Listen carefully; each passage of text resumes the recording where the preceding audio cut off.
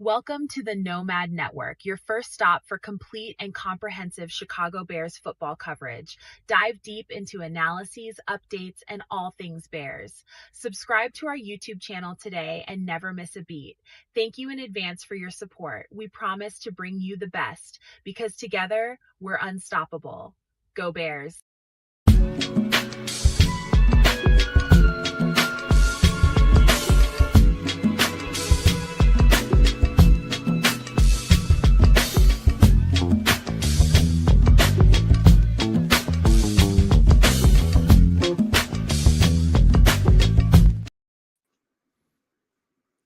Put the kids to bed. It's us. We ran a little bit late. Kids is on location in a different site.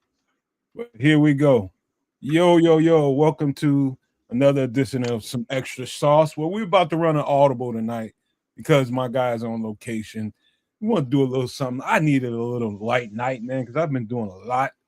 And this is going to be a very light night. It's going to be full of content. We're going to talk about a lot of stuff. But we pulled out the UFO and Doomsday Survival and replaced it with something I think you guys are going to enjoy a little bit more. Some classic hip-hop record reviews, got a couple of movie reviews, some food and drink, man, and we're going to do it like that tonight, man. But welcome on into the show. Sorry we're late, man, but as you can see, Kez is on location in another spot, and we had to make sure his communications were A-OK, and we are here, man. Good show tonight, man. We got a lot of Bears content. Not so much Bears content to talk about, but we do have a little bit, man. But welcome on in one more time. But let me go ahead and throw this rock on over to wherever. I don't even know if he's still in Canada. Throwing on over to the. I am in Canada. Location to be, we'll just call it BF Nowhere Canada. You know what I'm saying? I'm in the middle of Nothingsville. But yeah, I'm out here. We're doing business. Business is booming. Business like AB business is booming. Business is looking good. We out here, man. We're doing our thing. I was able to sort of get things squared away in a slapdash MacGyver capacity, and we're gonna have ourselves a show. What it do, Cornelius? What's up, Wendy? Shout out to Lord Crimson who just jumped in. Shout out to the chat. You know how it is. We'll do it like we always do, and welcome to Extra Sauce. It's Wednesday, y'all. Trip. Yeah, what up to everybody jumping in and joining in the chat, whether it be from the Nomad Network or Kids of Canuck or Sports Chicago Style, also known as Triple R SES. Make sure you are subscribed to all three. We got some Bears news. We got some camp stuff going on, and Nomad mentioned we got some music stuff. So it'll be a nice Wednesday evening. So thanks for joining us, and let's have a good old time. Shout out to Julie Pounds 9226. His name is Sammy. Shout out to you, new person in here. I haven't seen him in here before, but maybe you were here before. I didn't know. Welcome on in, my man. What up, Benji? About to have a good time, man. Hang around here. You have a good time. So, hey, man, listen. Let's get real. Kids kind of went there with this, with the personal, man. Let's get personal and get human for a second. We're gonna get right on into it. So that means I gotta get personal again. I don't have not much going. I'm just saying, not much going on with me other than being on location. Except these two guys I work with decided to take off into a 2-hour lunch while I'm at the conference. I was not impressed by that. I don't want to put both these guys on blast. I won't share your names, but y'all, what's up with that, y'all? Anyways, I definitely plan to take a 2-hour lunch tomorrow. So enjoy holding it down for me while I disappear and go F the D, if you are familiar with the term. F the D. What does that mean? Go back to your room and churn out some fresh butter? No, I'm not surprised that's where your brain was, but no, it's a term. You surprised? No, I'm not at all. Not even remotely surprised. But you're not too far off though. It's I'm not going to define the term on this show. We'll be semi-politically correct today, at least for this little part, for the personal part. But for those of you who understand what F the D is, I'll translate for Triple R later on. Shock the monkey? No, that's different. No, you're still in the same headspace. Wow. Huh. Yeah. What Filch's mind is that? Come on. Hey, man. A lot of that does tend to happen in the hotel room, so I can kind of understand why his head's there. But And the first thing that you touch is the remote control. Damn. So every time you check into a hotel room, make sure you sterilize and sanitize that. Yeah, I was just about to say, there's a lot of that been going on in that hotel. That's why I said, "Damn." I was like, "Yeah, I definitely had the remote in my hand for some period of time today." So I may have to clean my hands here. So and let's just hope your hand was the only place you stuck it. Oh damn, man! I'm here on business. Makes me think about dirty business undercover shows. They go in there with the blue light and this just. No, you don't want to do that. It's all a crud. You'll never lay down in a hotel again. You do that. Yeah, I ain't trying to blue light this place, man. That is a nightmare waiting to happen. Yeah, everywhere. All up, probably on the ceiling, everywhere else. Damn. Ceiling fan, anything in there. Well, we ain't got no ceiling fan. We got an air conditioner. You ever figured out why if somebody gets a hotel, they feel like we got they no need ceiling fan. We got an air conditioner. You ever try? Sorry, say that again. Why do people feel like they need to do the most in a hotel room? Because they ain't got to clean it up. Yep. I mean, it's the same reason that when you rent a car, you be doing donuts and shit. Because you don't care. It's not mine. I'm taking it back. I got the full coverage on it. You know, as long as I get it back in there, that's their problem. Hotel room, yeah, I can get the ceiling pregnant. I can get the walls pregnant. It don't matter, you know, because I don't live here. I'm leaving in a minute. You know, one of the things I used to do, man, I used to love a nice jacuzzi, like a really nice suite with a jacuzzi in it. But before I even step foot in that place, I'm in there with all kinds of cleaning supplies. I'm in that jacuzzi, and I'm telling you, when I get done with that bad boy, that thing you can eat out of. I'm telling you, that's how vigorously I clean that area, because I know it's gonna be some wild shit jumping off in that jacuzzi, and so I'm gonna make sure it's clean. So I'm gonna do that. I'm gonna probably bring my own bedspread, my own sheets, 1,000 thread sheets. I'm gonna go there. I'm gonna bring your whole crib to the hotel. If I'm gonna go to the hotel, which I did a lot, I'm gonna do that shit right. And if that takes me a couple hours, extra to do, I don't mind doing that. Real talk, the amount of money you just kind of ran through, unless you own all that shit, then you might just get a higher end hotel. You know what I mean? A higher end room that you can actually trust that they send somebody in there and clean that shit. Because it's higher end that people still aren't disgusting pigs. You got a misunderstanding going on. No. No. People are disgusting pigs. Don't get me wrong. I would just like to think that maybe if I spent a couple of bucks more, the cleaning staff might actually take care of business. Maybe I'm wrong. I don't know. Oh yeah, you're wrong. Okay. So much for that. You're wrong. There's no way, with the amount of people traipsing in and out of those rooms, there's no way to get those things fully clean. Damn, it's impossible. Mm-hmm. I ain't trying to go to a hotel. They can't clean every inch and every molecule and every loose piece of DNA. Yeah, it's everywhere, man. It's everywhere. Yeah, I'm not trying to clean all that, man. That's crazy. Hotel means cohabitation, bro. Cohabitation means spread. And just hope the person before you didn't have bed bugs or something. Oh snap! You're laughing. That's rampant out here, though. That one I can attest to, man. That one's crazy. Even saying that, man. Why would you say some shit? That's just because it's true, like man. He's not even front. That means a lot. He's not even front. I wouldn't have said it, man. You just opened up a Pandora's box there. Well, it's a real, that box was real. It really exists. You know what I'm saying? And Pandora ain't in there by herself. She got a whole lot of insects with her. It's true, man. A lot of them hotels have that going on, and they, you know what I mean. And they don't say, like, that ain't in the reviews or in the advertisements. They don't say nothing about that. And you'll go up in that hotel and come back scratching, which is not recommended. But pay attention, man, or at least talk to other. The only real way that it's kind of word of mouth on that bed bugs one. You got to talk to people about their experiences staying in certain places. And man, I was about to stay in this one hotel chain. I'm not going to name it. I don't put them on blast. But I was in Toronto, and I was headed to my head office of my old job.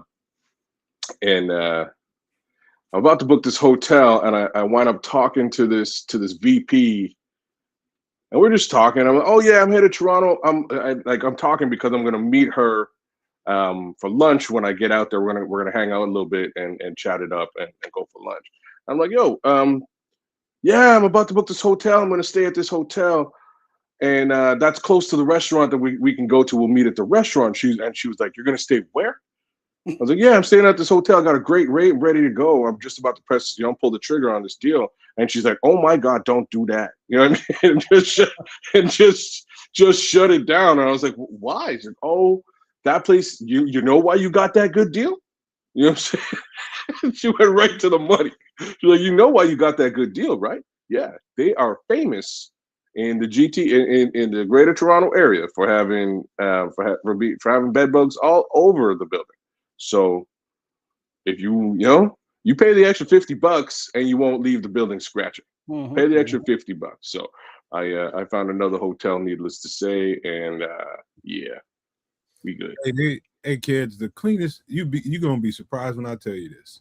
I've been in some pretty ritzy hotel rooms in my day, and I'm telling you, I believe 100% the cleanest motel I ever stayed in. Not hotel, it's a motel, but it's cleaner than all hotels I've ever been in. Wow, a Motel 6, bro. You're kidding me. It was an older white lady, middle-aged white lady, who was tweaking. They gave me the key to that thing, and she wasn't done with it. And she was tweaking. When I say she was tweaking, she was all over that MF. I mean, all over. She said, I can't stand nasty. She was one of them OCD people. She was under that OCD people, like aliens. I mean, they are, man, kind of obsessive. Yeah, I mean, so unless it was clean, it wasn't clean. She wasn't playing. It made me. I had to wait. Me and the person I was kicking it with that day, I had to wait an extra 45 minutes to an hour. I was just like, she was talking to me at the door. She just like, you don't mind me if I just got to make sure it's clean for you. I just can't stand anything. That's exactly what I did, man. We went and cranked up some sounds, man. Burnt one. Shit. By the time came back and it was good. But you do know that, well, not everyone, but you want to avoid typically any hotel, motel, Holiday Inns that have hourly rates. Oh, yes. Because that's a lot of, let's say prostitution and crackheadery and all kind of things going on. We don't even have, like, there's one, okay, I'm lying to you. There's one joint where I'm at that has that. Two motels in two different skeevy parts of town that have the hourly. But like you go to Montreal, there's some very shady establishments, and the proprietors resemble the establishment. Montreal's crazy for it. But or what do they call them? Transient hotels. You know what? Big time. I had a couple of teammates that played in Montreal, and they say similar things. Brother, they would know all about that because you can't. What's crazy though, like, and it's crazy. Like at some of these establishments, these transient establishments, they'll have super high end rooms, bro. Like I walked into one, like I was in Montreal, and I had to stay the night. I wasn't planning to stay the night. It was like a haphazard thing, just happened to be what went down. And I was like, okay, so I had to check out a couple hotels and see what the rates are before I decide to stay. And it was like during a parade, so it was really like there weren't a lot of rooms out there. So the first like 5 rooms I went to was all like $350 Canadian and up. And I'm like, you know what? I'm not really trying to spend $350, and I ain't trying to go to no motel. So I got to find some sort of happy medium.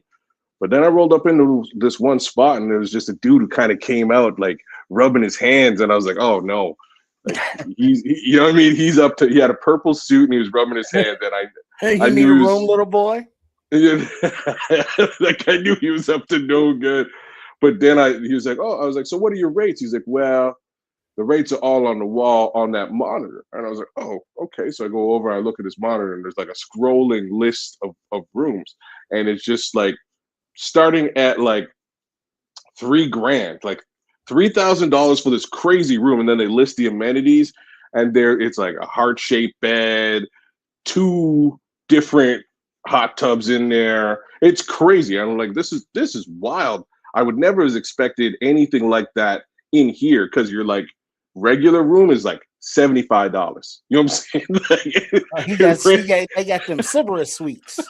It ranged from nothing to Sybaris. Yeah, it was crazy. Sybaris it's like it's not a resort, but it's a individual, like it's a wine and dine.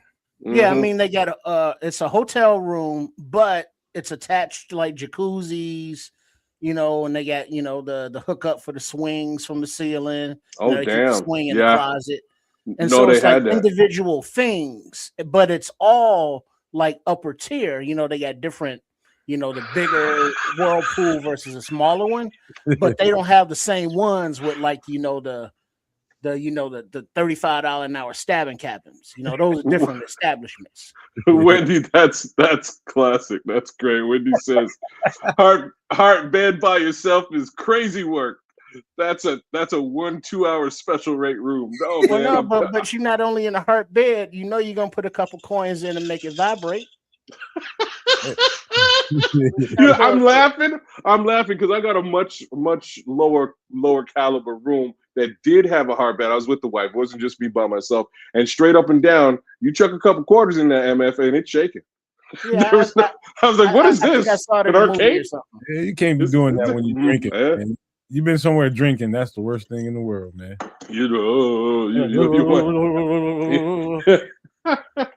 Hey man, hey look, I don't know if you guys got this out there in Canada, but you guys got any pay and stay kind of hotels? No. So out here you pay, basically it's weekly. Oh, for like long term? Yeah, like long term living. They pay. Yeah, okay, no, they do. There's a couple. So as a temp, as I was running that temp service, man, I got a contract with a company over in Decatur, Georgia, that had like 3 or 4 of them around Decatur, Lithonia, Stone Mountain. They had a few of them out there, and we had workers at all of them. And so I got to go through there every now and again because it can get kind of some ruffians can come through there. Let's just say, you know what I mean? But I remember this one lady that wouldn't allow the team to go in there and clean her room. She just insisted on doing her own room. I ran into her one day. They used to always talk about this, like, we don't ever have to go in this room. She just won't let nobody clean her room. I was like, don't worry about it, man. Just go on about your business and go to the next one. And so I ran into her. Another middle-aged lady. This lady's room looked like a god doggone palace. When I tell you it looked like a palace, I mean, she had gold shit. I mean, it was beautiful in there.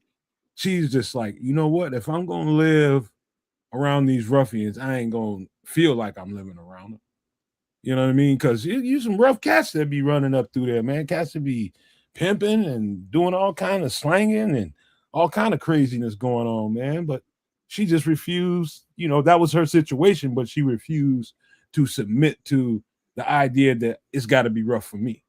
You know what I mean? So I just respect it. I can't think of her name right now, but Lord, every time I went out there and showed her some love, man. I was just like, you know what? I respect that. Somebody that's in between, places is, she was there for at least 7 months. Damn. Yeah, you might as well make it feel like home if that's the case. That's exactly what you're right in there. Exactly what we got We got some of them up here, man, but they're few. It's like the same two. It's the same two motels I was telling you about in the skeevy parts of town. So that they do monthly rates. Crimson, you're hilarious, but like you're definitely like you're like those good white people. You know what I mean? You're out there in the tent. I can't never. Like my wife is like that. You couldn't catch. You'll never catch. Yeah, it's something like that. No, just like good old white folks. They'll tent up, man. Yeah, the tree huggers out there with nature and communing, barefoot and shit. Something like that. I don't out really there where the bear shit. That's where they shit too. See, I can't. You'll never catch me doing it. And this is where doomsday survival takes a left field for me. You know what I mean? It's like if they ain't no toilet paper, I'm ass out. Find some leaves. I got a problem. How dare you, sir? Nomad, what's Nomad gonna do? They won't have wet wipes out there. Acorns. They got a wet lake somewhere, wet river, pine cones and shit. Acorns. Damn. That's your backup right there. Hey, bro, that's not backup at all. Hey, man, well, no, because like you can't figure out the shells, and what is it? Japan, they got the shells, and the shells ain't nothing but acorns. Camping is camping is so overrated. If you don't have a cabin, it is so overrated. That's what I'm talking about. You don't like sleeping on the ground? Come on. No, man. I am not a fan. I'm trying to get up and have my back. Most people travel with a roll up, a little cushion. A bedroll. Oh, you mean like or even an air mattress? I can't do any of that stuff. I need a bed, like a real actual mattress, and none with the pump. You turn it on and it fills itself up. Man, because then you wake up in the morning, you on the ground anyways. If you need to go camping and in a tent to fill some kind of void, you running from a shitty life, my boy. Because that ain't no fun, bro. That is no fun. He said roughing it is not fun. That's what I'm trying to say. I'm it gives you an opportunity to commune with nature. Mosquito. Man, I commune with nature every time I go outside. That's all I need. The most he'll do, he'll kick off his Birkenstocks and walk barefoot through the front. I will walk. I will feel the grass. I will touch the earth. I will touch the earth. If I'm on a beach, I will touch the sand. I'll get in the water. Said, fuck you and your campsites. I am not sleeping on the damn ground. I don't give a shit. Don't go to jail, kids. You're damn straight. You're damn straight, bro. I'm staying on the outside. Funny thing is, the first time I had a camping experience, I was up by you, literally up by you. And I told you, we ventured into Canada and ran into a Mountie, and we didn't realize we were in Canada.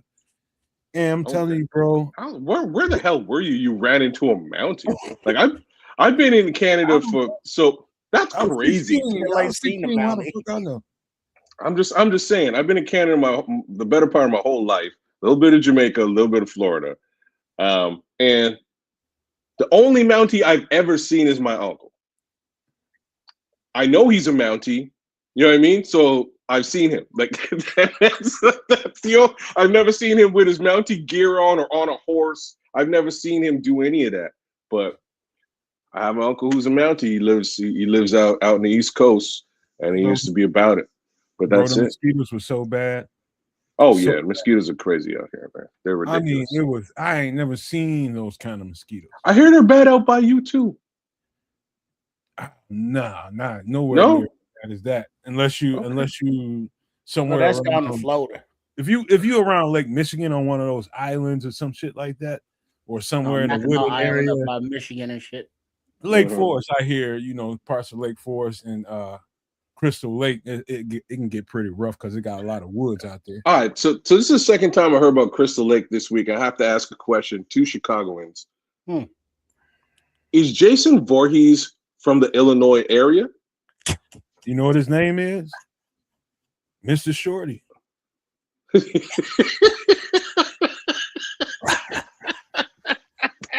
from Crystal Lake. I know, that's where I heard. I was watching BCP, and no, I'm lying to you. I was watching yo, shout out to Foul. I was watching their show. I was watching Clubhouse yesterday, and Shorty was on it, and he was talking about Crystal Lake, and I was like, wait a minute, Crystal Lake? No, I think that was late Maka Batunga or something. No, it's Crystal Lake, bro. We'll figure this out later on. Jason Voorhees, right? That not Michael Myers. I always get those confused. See, no, not Michael Myers.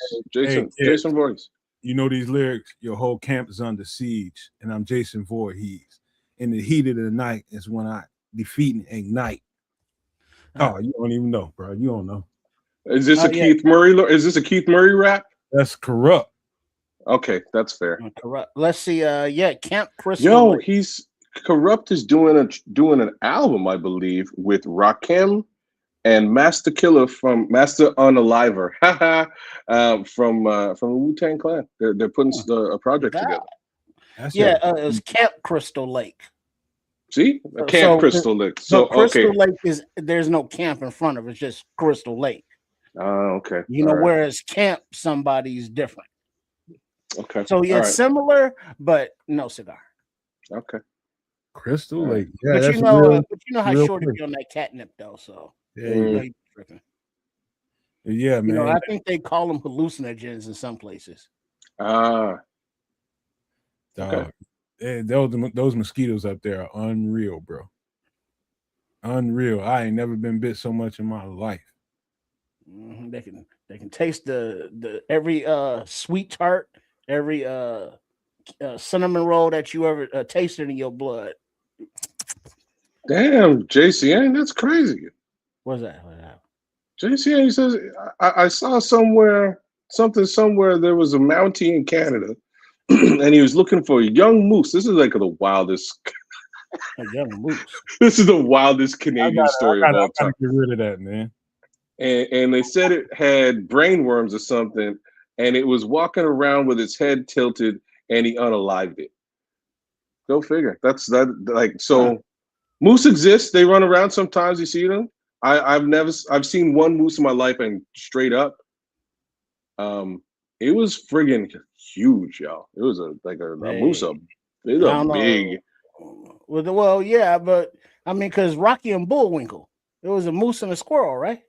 Yeah, but they make Bullwinkle look like such an approachable guy. Like you would never, you know what I mean? You would never approach no moose, y'all.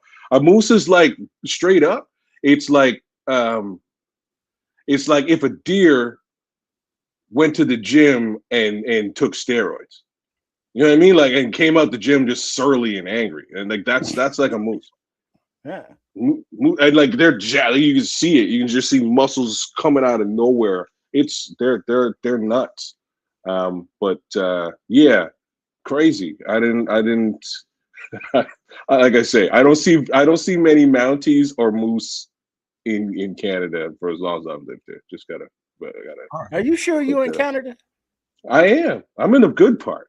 Okay. I don't know about where everybody else is living, but I'm in like the city. I'm in the capital. I've seen some wildlife shows, whether it be bush people, all kinds of shows I like to watch out there. But yeah, man, those are some huge animals, man, and people take them down. For that's your winter supply of meat or year supply of meat. Yep. Yeah, that would last you a year, man. That's just the sheer size of that would last you a year. They are massive. Like JCN's Hobbs is saying, they're almost as big as an elephant. I don't know if that's a real fair comparison, but they're not only are they big, but they're jacked, man. They're strong. I seen one time made a person look like, I mean, it was huge. Like a child. I mean, right? Like very small. I mean, like I seen a reel on Instagram one day. I was just like, holy crap, this thing must be like 50 years old. Well, this was huge. They don't have like claws and teeth like that, and they living out there in the wilderness amongst stuff that I'm sure would love to dine on their delectable moose meat. So they got to be able to protect themselves some kind of way, and maybe it's just the sheer mass of themselves and the strength. The wolves, the only thing that's going to take that down, and it's going to take a whole pack of them. Maybe a bear, maybe a big grizzly or something like that, but a big grizzly don't want nothing to do with that big old thing. He's going to look for a younger one or something. But yeah, man, that's crazy. Camping is off the chain. You want to hear some good news? What's that? Did you make some progress with your bush? I finally took it down today. And you know what? All the tools I have. That was very well worded, Triple R. But continue. Yeah, I'm not listening to Trip right now. Going right over his head. You shouldn't either. Just ignore this. Oh man, I'm sorry. I have to validate stuff like this, man. What up, Book? This fell up in here. J.C. and Hobbs. Let me see. Wendy, Squalls. Everybody. Did you burn it? No, man. You know what? I one tool I didn't use on that thing was a maul. A maul. Okay, you don't know what a maul is? Like it's half hammer, half axe. Yeah, I thought you would need something a bit sharper for that. Maul is pretty sharp. It's not like shitty sharp, but it's got an edge to it. But the heaviness bangs through a whole lot more than you might think because it's got the hammer on it.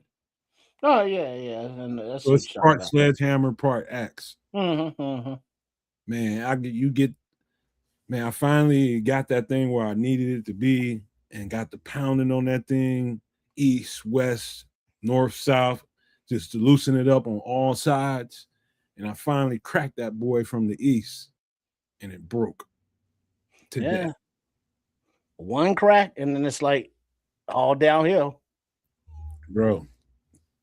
I was so relieved. I told my mom, I said I should bronze. He missed that one too. I'm not listening to Trips, man. Anyway, man, Trips messing me all up, and you are too. It was y'all just don't know what I just went through with that thing, man. Well, it's been only 2 weeks. Oh God. 3. But hey, who's counting?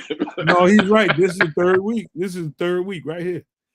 And it's going to take you 3 weeks to get out one bush. One bush, bro. That should tell you when I finally pull the root out of it. If I drop that thing in your arm, Triple R, you'd be like, hold on, man. I need some help taking this to the alley. That thing was strong, bro. I mean, heavy as all get out, bro. And bro, you just don't know, man. I told my mom I should bronze this motherfucker like some baby shoes or something. Hang it over my window or something in my rearview mirror or something. God damn. It was not just because it was thick, it's because how it was sitting right there and growing underneath the sidewalk. And so you gotta figure out a way to get underneath there and break that. And so it was just, and it was fresh and it's new. It's not like old and had like dead limbs on it. It was a fresh, young, growing tree, and you had to cut it. Mm-hmm. So it's not like brittle, nowhere on it. You have to cut it, dig to it, and cut it. And every day you gonna have to nip a little piece of that thing off. And you know how many auxiliary or ancillary roots did you have to cut through before you get into the main vein, if you will? That was probably the worst part of it. Is finding all the stuff, the hanger-ons, bro. That was probably the worst part of it. Not only that, I finished that today and then got another one similar to that today. Now I got a system with the maul and the chainsaw. You use a chainsaw to kind of get some of them smaller roots and use that maul to hack at the base of that thing. And that maul, the heavy maul, can do a lot more than you might imagine just because of the sheer weight of it. And then I got a nice little edge on it, so it's doing work now. And I feel like I'm gonna be able to take down at least a stump a day, and it's probably like 20 of them out there. Well, so let's see. One stump took 3 weeks, and you trying to talk about a stump a day? No, this one was unique. The first one was very unique. Today, I started on one today that had a bigger base than it, and just because it wasn't surrounded by concrete or anything like that, I got that bad boy down about an hour and a half. Got it all the way up. Wait, so you say how many bushes you got to get rid of? 20? About 20 of them bad boys. Maybe I haven't even count them, but it's somewhere. So that's like an all summer kind of thing. It's 20, man. I can get over there and get one of them in a day. All right, so a month. Shit. Yeah, man. You're gonna be sore as him. Was an MF now, bro. My hands, hey, Trips. My hands look like effing boxing gloves from the last time I was over there from just smashing shit like that with that maul. And then I had to turn around. My garden is planted now, and so I had to go handle the tiller and dig it. And what was unique? And what was unique about that this year, Trips, is because I had so many leaves on it, to feed the earth, and so I had to turn it up. I couldn't just graze over it all the way up. I had to turn all that shit over. So every step was like turning the ground over. You got to lift the tiller up and push down into the earth. That's good for you. Man, my hands are like freaking boxing gloves, bro. But I know you ain't too proud for no tub of Epsom salt at the end of the day either, right? Nah, man. You just eat some fruit, eat some vegetables, man. Get some Epsom salt. Nah, I ain't need to do all that. My body recovers pretty good. Mm-hmm. But all right, you holler us after about bush number 8. I ain't worried about it, man. If I was in bad shape or something, I'd probably be a little more daunting. It's just work, man. So. Those axe swings, where you got to build up that momentum, and where the maul, builds on it and takes it and enhances it. You got to generate that. And I know you got to go lefty every now and then, and righty, you got to switch it up. You got to go different angles and stuff. It's once you get away from the concrete, you can work 360 degrees around it. Mm-hmm. So you don't have accessibility. Yeah, that was the worst part about it. Is sitting under the concrete, and you only had so many angles at those roots. And man, dude, it's if you don't mind working, man, it's gravy. Mm-hmm. See, Kez knows all about that.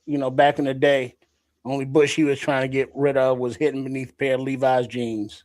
You're damn straight. That's I'm trying to get rid of her now. What's up, baby? Oh man, hey, I do have one little thing to talk about, man, before we get into real shit. But this week I had 2 different scam calls. Like I get them all the time, but these 2 were kind of unique. So be vigilant, y'all. Pay attention to what's out there. What's happening, at least to me on my phone, and it may happen to you on yours, is they will call you with an idea of a service that you might have and ask if you've authorized to have the password changed. And if you have not authorized to change the password, press 1.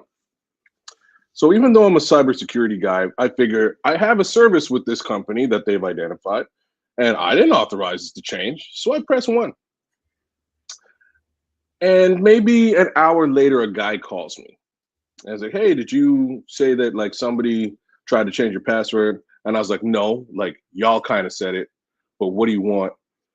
And he goes into this spiel of like, all right, so we're going to help you out. No problem. You've gone through the right motions. We won't change the password for you, sir. But what we're going to do is we're going to create a ticket here on our side. We're going to send that ticket to you via email. And you need to click on that ticket and authorize that we have not changed your password. And I like, as soon as he said all that, I was like, oh, yeah, you scamming, bruh. You know what I'm saying? So again, I've done a fair amount of cybersecurity training. Once they want you to go into an email account and change and click on anything, that's how they'll get access to your system, whether it's a phone or whether it's a computer. So I was like, okay, everything's cool, buddy. I basically told you that if they're trying to change my password, I didn't authorize that. So you can ensure that the password isn't changed. You can action that by not changing my password. And I ain't clicking on shh. You know what I'm saying? I ain't clicking on a damn thing. So the guy kept going and kept trying to get me to change. Don't, sir, I need you to authorize this ticket. So please, if you would go into your emails, like no. So if you're a cybersecurity guy, which you claim to be, you would know very well that I probably shouldn't. It's not my best interest to go to this thing and click on anything that you're sending me, because like, who are you? I don't trust you. Click. So I hang up on this guy.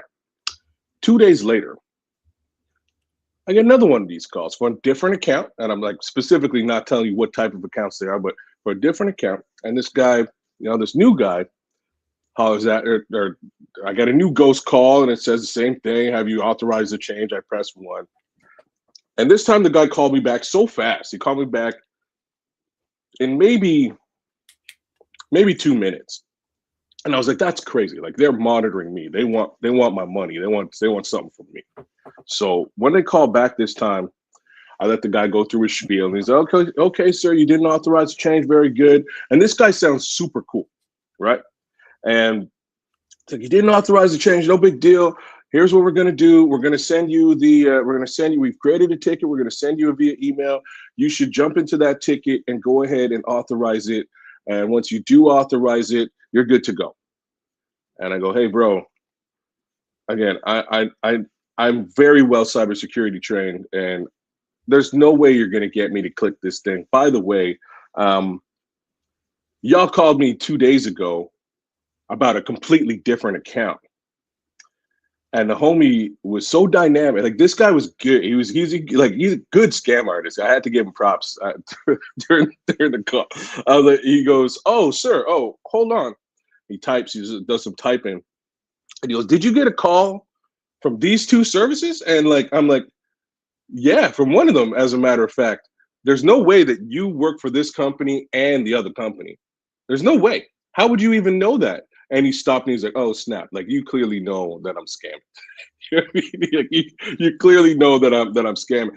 And I'm laughing, my regular laugh. The guy stopped. He's like, sir, you have one of the heartiest laughs I've ever heard in my entire life. So he starts laughing with me. I'm laughing with him. And he goes, so if I send a push notification to your phone, you're probably not going to click it, right? And I'm like, dude, you're such a fucking scam artist. This is hilarious. And we're just going back and forth having banter about how scammy this thing is, to the point that he stops. He's like, so, like, the account we're trying to get in, how much money is in there? If you want to just tell me how much money is in there. I'm like, I'm broke, dog. There's not a lot of money in there. You're kind of wasting your time. Anyways, it was funny. Be vigilant. Keep your eyes out for scammers. They are rampant out there. And it was a really interesting conversation I had with this guy, because he basically just admitted to me, like, on the phone, yeah, bro, I'm trying to scam you straight up. Like, here, I'm going to send a push notification to your phone, even though you well know not to click on this push notification. Are you going to click it? They got farms of these motherfuckers out here, man. But I'm talking about real farms of them. But in the U.S.? Oh, yeah, man. Yeah, no way. Like, he sounded... International, in U.S. internationally, they got them for text messages, for email, for actual phone calls. Wow, yeah, they're everywhere, man. Indian, like, Scrolls is being an asshole, but Nigerian. No, he's not. Straight up, not, but he's being an asshole about it. But it's true. But it's true. Like, you know what I'm saying? Like, it's true. I was just so the first guy, So the first guy was he's definitely Indian trying to scam me, and that was part of the reason why I was like, I don't trust this call at all. The second guy sounded like he was from Minnesota, maybe. You know what I mean? Like, he sounded like like, what's funny is, like, sure, no. I met this Indian guy when I was in Amsterdam, and we were talking about stuff like this. He's like, yeah, I work in a call center. I'm a straight up scam artist. That's what we do. And I was like, cool. And he goes, watch this. And he busts out his American accent for me. And I was like, damn, like, I wouldn't even, you know what I'm saying? Like, you practice this all the time. He's like, I do. It's pretty good, isn't it? I was like, yeah, dog, that's crazy. But here's the thing, though. There are those newfangled, scams electronically, but like your old standbys are just straight up cold calling out of the phone book, representing your local either sheriffs, state police, or local police unions. None of that money ever goes to those unions, but the telemarketers are on the phone in the representation and voice of actual cops and law enforcement. And intimidation factors, you don't donate, I'll see you on the highway kind of things, and unshady, unsavory things just to steal money in the name of something good like law enforcement or like orphans or kittens or puppies. So they will play on your emotions and sympathies, and that's all countries will do it. You know Crazy. what? JCN just hit it, and it's basically a old people hit farm. That's what it is. Playing on people's sensibilities. And one of them, I just seen a reel about this the other day. One of them was talking about, how Scrolls was just talking about a lot of them be Indian, some of them are African, and they play on the fact that you can't understand the accent. And then send you to the next person. They send you to the next person that you can totally understand, and then that's how they reel you in. Well, then, like Crimson's saying stuff that isn't real, but there are things that are real, like tech support. Especially with the older generation, like our generation. We were around when computers were invented, so we've been playing with them since that. But generations before us and this newfangled stuff, they don't know. So they have no idea. A pop-up message comes on or something freezes, and it's like, hey, did this happen to you? It's like, yeah. Well, call us up and we'll give you a free analysis of your system, and they don't know. So it's like, sure. And so now they the scammers have their entry point into these people's lives.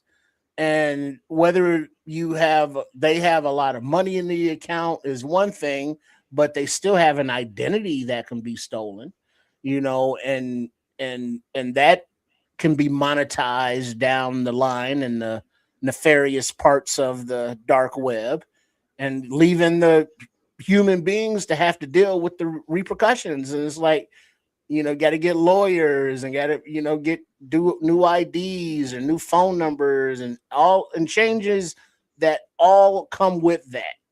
And it's a $1 billion industry, scamming people.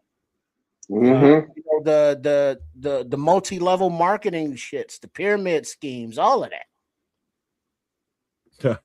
All right, man. You know what? Let's keep it moving. Let's keep it moving. Scrolls, Scrolls is too much, man. We got to get to some Bears when we got to start with this, man. I got some things to say about this because it's been too long.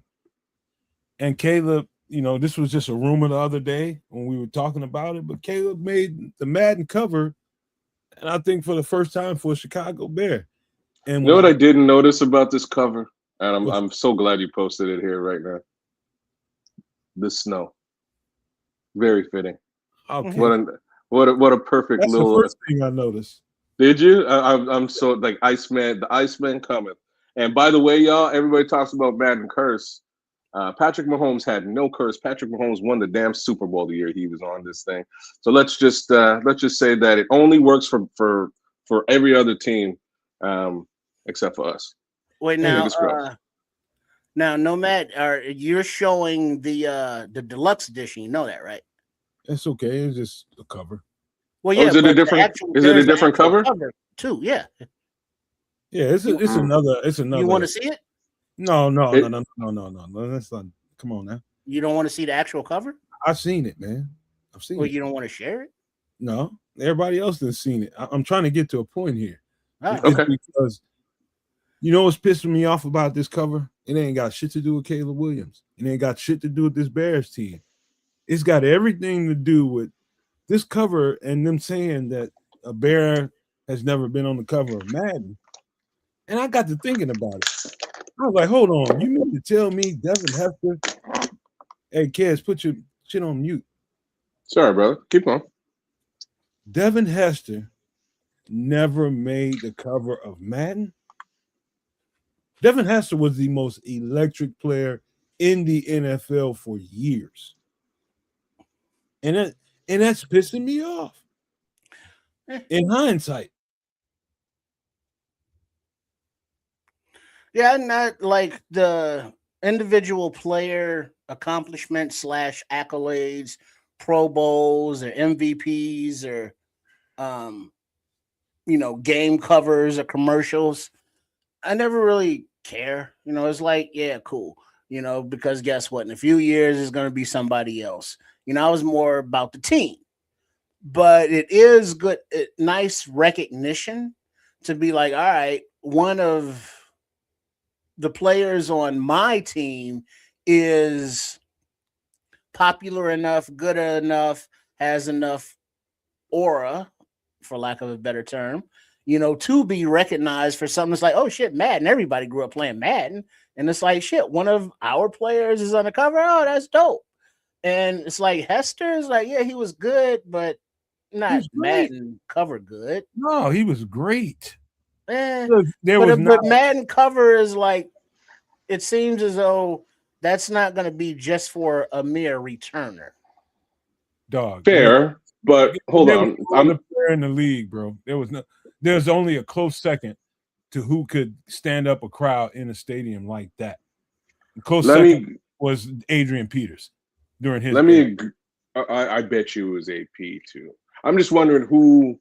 So 2010 Bears, 2006 Bears. Who was on those Madden covers in 06 and 2010 is really my question. That's a good question. I don't know, but it just pissed me off knowing the fact that, man, this guy Devin Hester was so electric. He brought people to people's stadiums that probably normally never went to a game. They wanted to see him live. That dude was standing room only. Standing room only when he was back there to receive a punt or a kick. Yeah, he was that bad. He was. Those two questions are interesting questions because those were two high caliber football teams that could have got some level of Madden representation and did not, with respect to the Chicago Bears, that is, right? 06 and 2010. Surprising. I can almost knock on wood.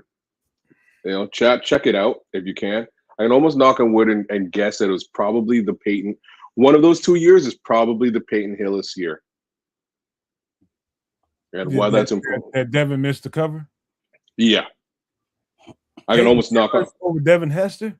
Brother, I can almost knock on wood and say it.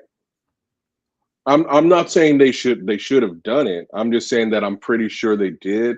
And that that's kind of like where the Madden curse really came from. Right? So Peyton Hillis had a single season of success and was out of. They put a fullback on the cover before Devin Hester. I'm pretty sure. And what Paul is referring to here is that Paul? No, I'm sorry, Wendy. Roberto Garza was on a 2009. Oh, on the Spanish. On the Spanish edition. Yeah, I'm looking at it right now. PlayStation 3 in Español. Madden 09. Roberto Garza is on the cover there. That's wild, man. Devin Hester ever being on the cover of this thing is wild. And this because Caleb, if I'd have never known that a Bears player never made the cover, I'd have been so good with this. But I found that out, and I'm just like, hold the fuck up. Devin Hester went through that whole era and didn't get a cover. Yeah, and I stopped Madden somewhere in that time. He was, but have Hester, Hall of Famer, all of that.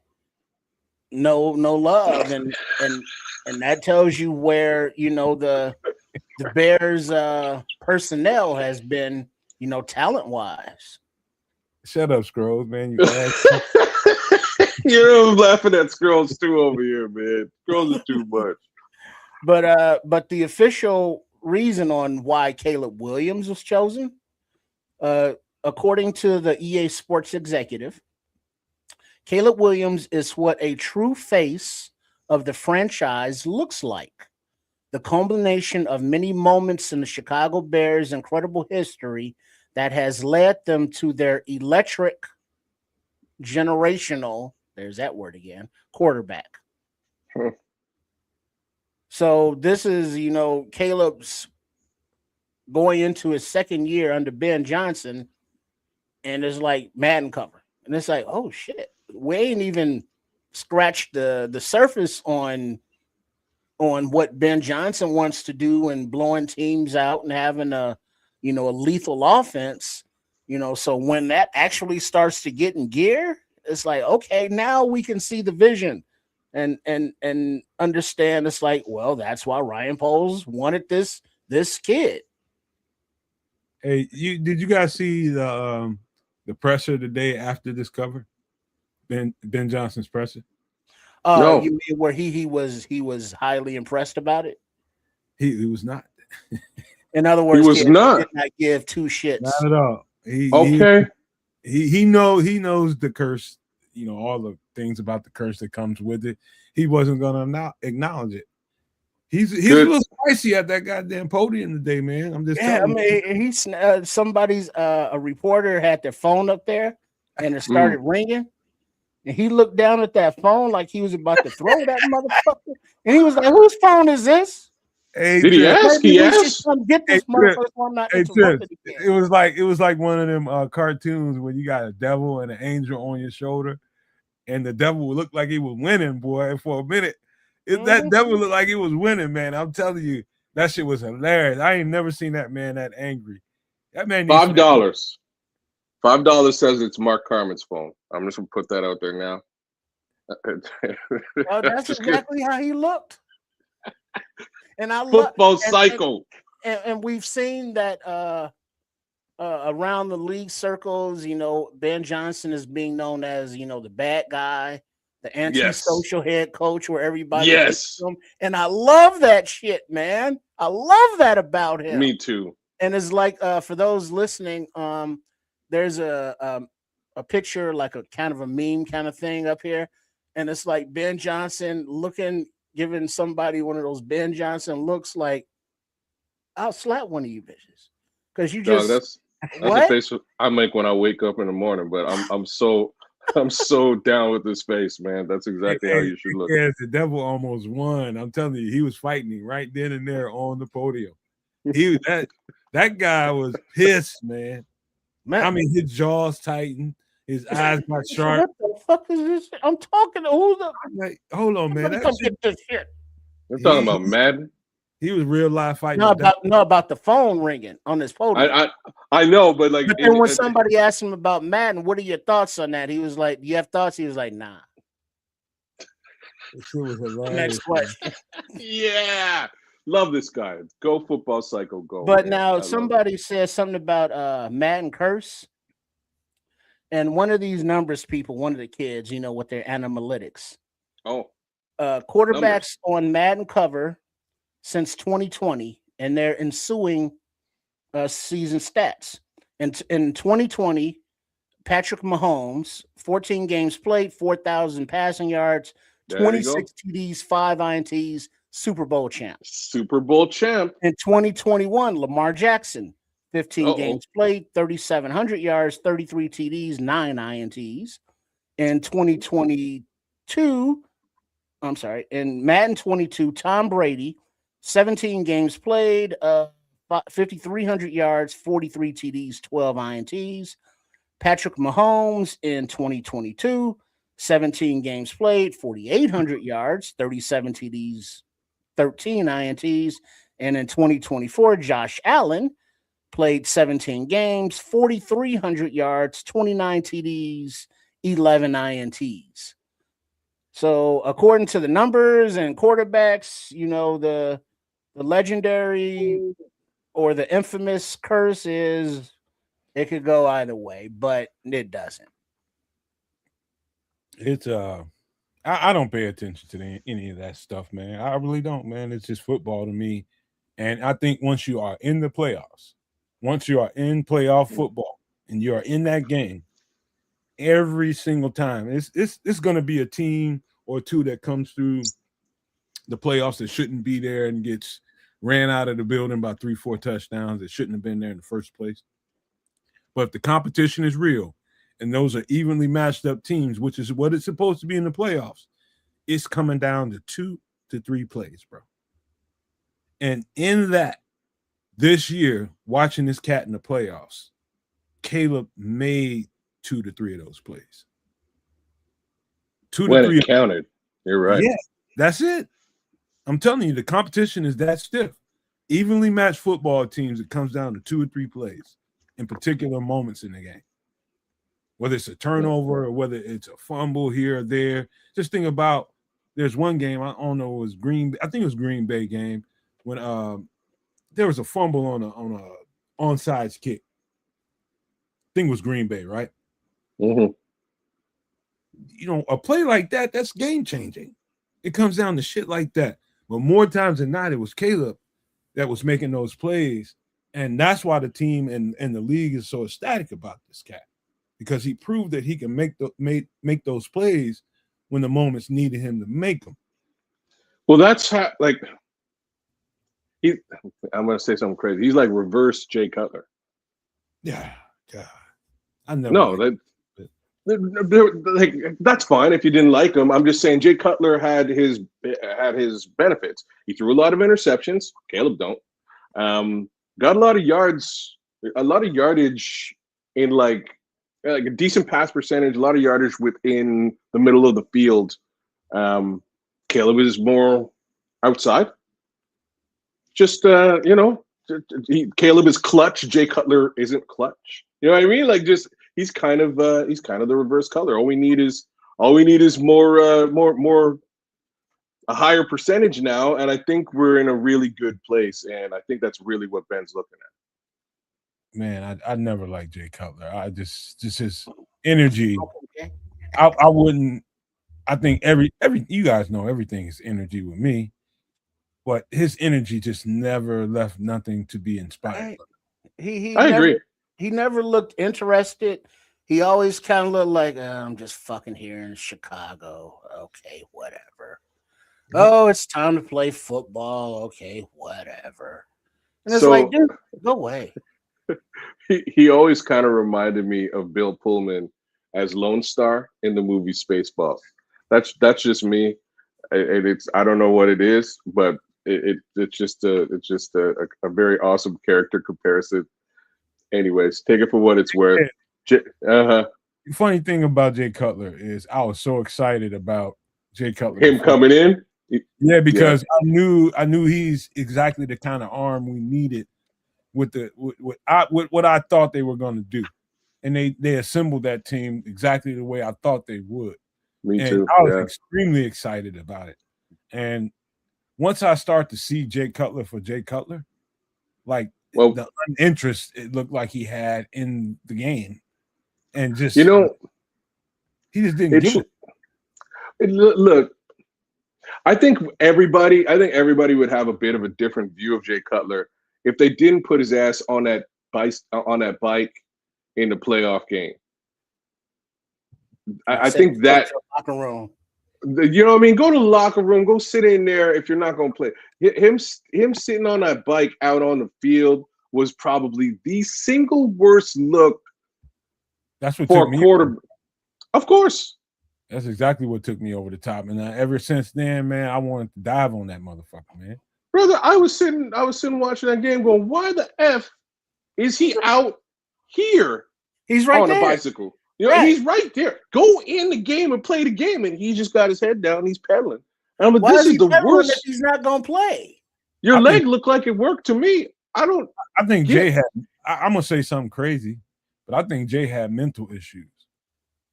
Yeah. Kind of depression or something going on, man. His eyes wasn't right. I don't know about all that. Whatever like his wife is fine, man. I can see some things. I'm just telling you. His wife is fine. She make real good money. You know what I mean? Like, I don't know what you mad about. I don't know what you depressed about. Man, all that shit on the surface don't look like nothing.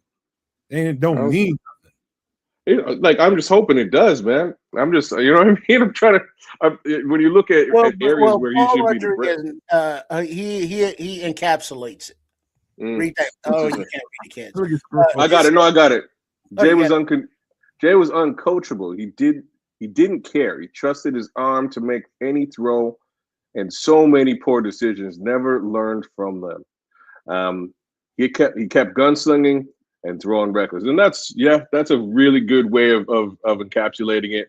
So at the same time, maybe you want to put the Jay Cutler failure potentially on coaches and just surrounding quarterback room.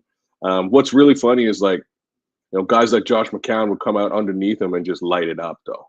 So I don't know. I don't think Jay. I don't think he was a whole football player. I don't think he was invested. I think he did what he needed to do, and whatever that was, he didn't do it when they needed him to do it at the time. The most pivotal game that they needed him, he sat on that goddamn bike, and I never ever will forget that. Now, this is a total speculative question, and none of us can answer it. But what do you think Jay Cutler's reaction was to see this Madden cover with Caleb Williams? Disinterested? Oh, he walked right past it. Happy? That they'll just don't give two shits. If we're going, Jay Cutler. Wait. So the thing is, I think you're comparing Jay Cutler to Caleb Williams. Jay Cutler's legacy is probably 50-50, depending on which Bears fan you talk to. And his legacy doesn't stand on shit with a lot of people, and I'm one of that 50% of the crowd that doesn't really care for him. Depending on who you talk to, his legacy might mean something, and this might mean something to that person you're talking to. To me, it don't mean shit. It's just like he's better than you. That's all it means. And all the more reason for him to walk right past it. And that's why that's my particular answer. There's certain, and we could list. There's easily a list of former players. I mean, that would look at something like this and be like, damn. Somebody they did something here, somebody did it. That's crazy, and actually, feel positively about this as a achievement, right? I would say a guy like Charles Tillman or even Brian Urlacher would probably love just to see Olin Kreutz would probably love just to see that this has occurred, and then give it the side. Okay, cool. So now we got to win some games now. You know what I mean? And that's really the reality of it. This is a nice little. Nice little thing to put on your mantle, but it ain't a Super Bowl, y'all. Let's go get that. Let's go get that. Here's another layer to add to the Jay Cutler, Caleb Williams comparison. Both of them have wickedly talented arms. I mean, just wicked talented arms. Just arm strength is just, they know they can make any throw. Jay knew it. Caleb knows it. Yeah. But the better protector of the football is Caleb Williams. That on the screen right here. Jay just didn't prioritize protecting the football. He prioritized what throw he can make. And that's the difference between a winner and a loser. When you got the ball in your hands, a lot of times, 100%. You're nailing it. And again, easily just that comment is part of the reason why I was saying Caleb is sort of the reverse Jay. He's not throwing the ball into dangerous situations ever, almost, right? So the one time that he did was that final nail in the coffin for the 2026 season. But the reality is throws like that are few and far between with Caleb Williams, and we all know that. So, the anti Cutler. Another layer I can throw into it. This could all have to do with coaching, and what coach will hold you accountable for protecting the ball, and what coach won't. Obviously, 100%. The coach that was here with Jay did not fire his ass up, and his teammates also. Man, you better not give this ball away. You dirt that thing or you throw it into the stands, but you better not throw this ball away. And he was too willy-nilly with the throws, man, and it cost us too many times. Mm-hmm. It's like, and then he would just have that look on his face like, whatever. Yeah, it's a difference. Big, huge difference. Ben Johnson is going to hold this cat accountable. You better not throw that ball away too many times, or we will sit your ass down on the bench and put somebody else in there. You better prioritize keeping that ball. Man, I'm enjoying the intelligence, the sense of humor, the human side, but the spiciness of Ben Johnson. Whereas, beyond the, why is his phone ringing during my press conference? Why are you asking me irrelevant questions? But his willingness to be honest about, player performance, player expectations. And, Caleb Williams is not above that scrutiny, not above that public, I don't want to say ridicule, but public acknowledgement of shortcomings, if you will.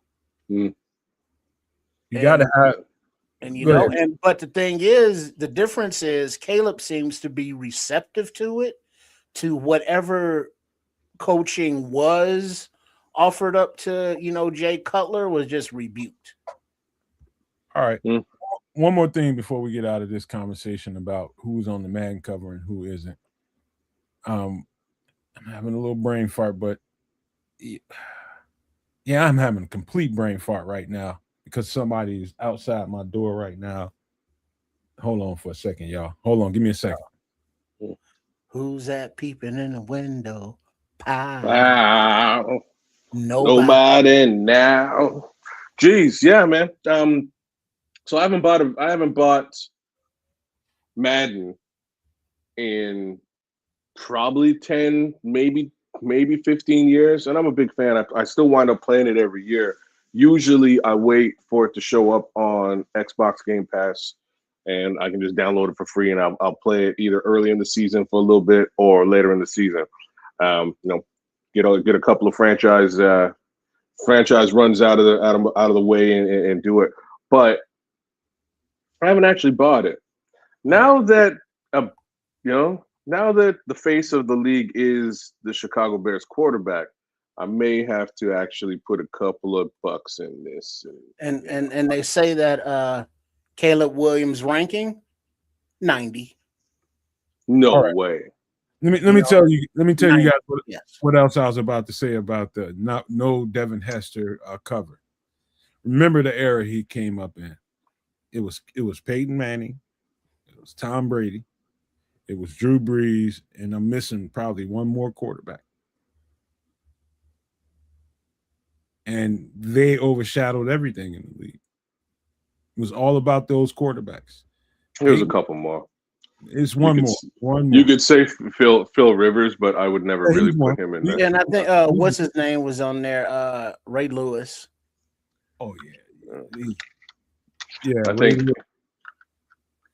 think Eli Manning stunk, but he should probably be talked about in the same caliber because he beat Brady and the Patriots twice. And that's all you need, man. You know what I mean? All you need is those two upsets. Wasn't really be talked about on there once? I'm quite certain he was actually. That would be earlier. Yeah, Big Ben.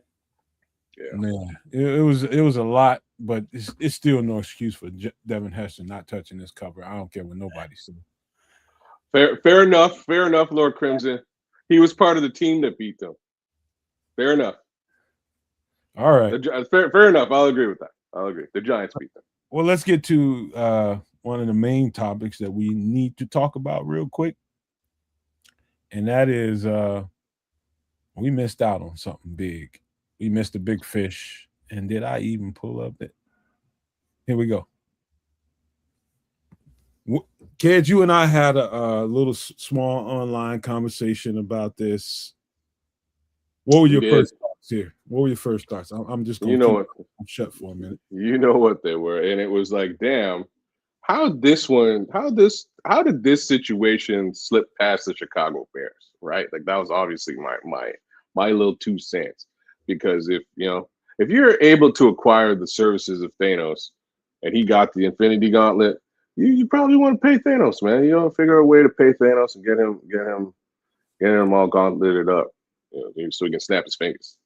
And I use that little comparison because, like, straight up, like that defensive line would be different. like that.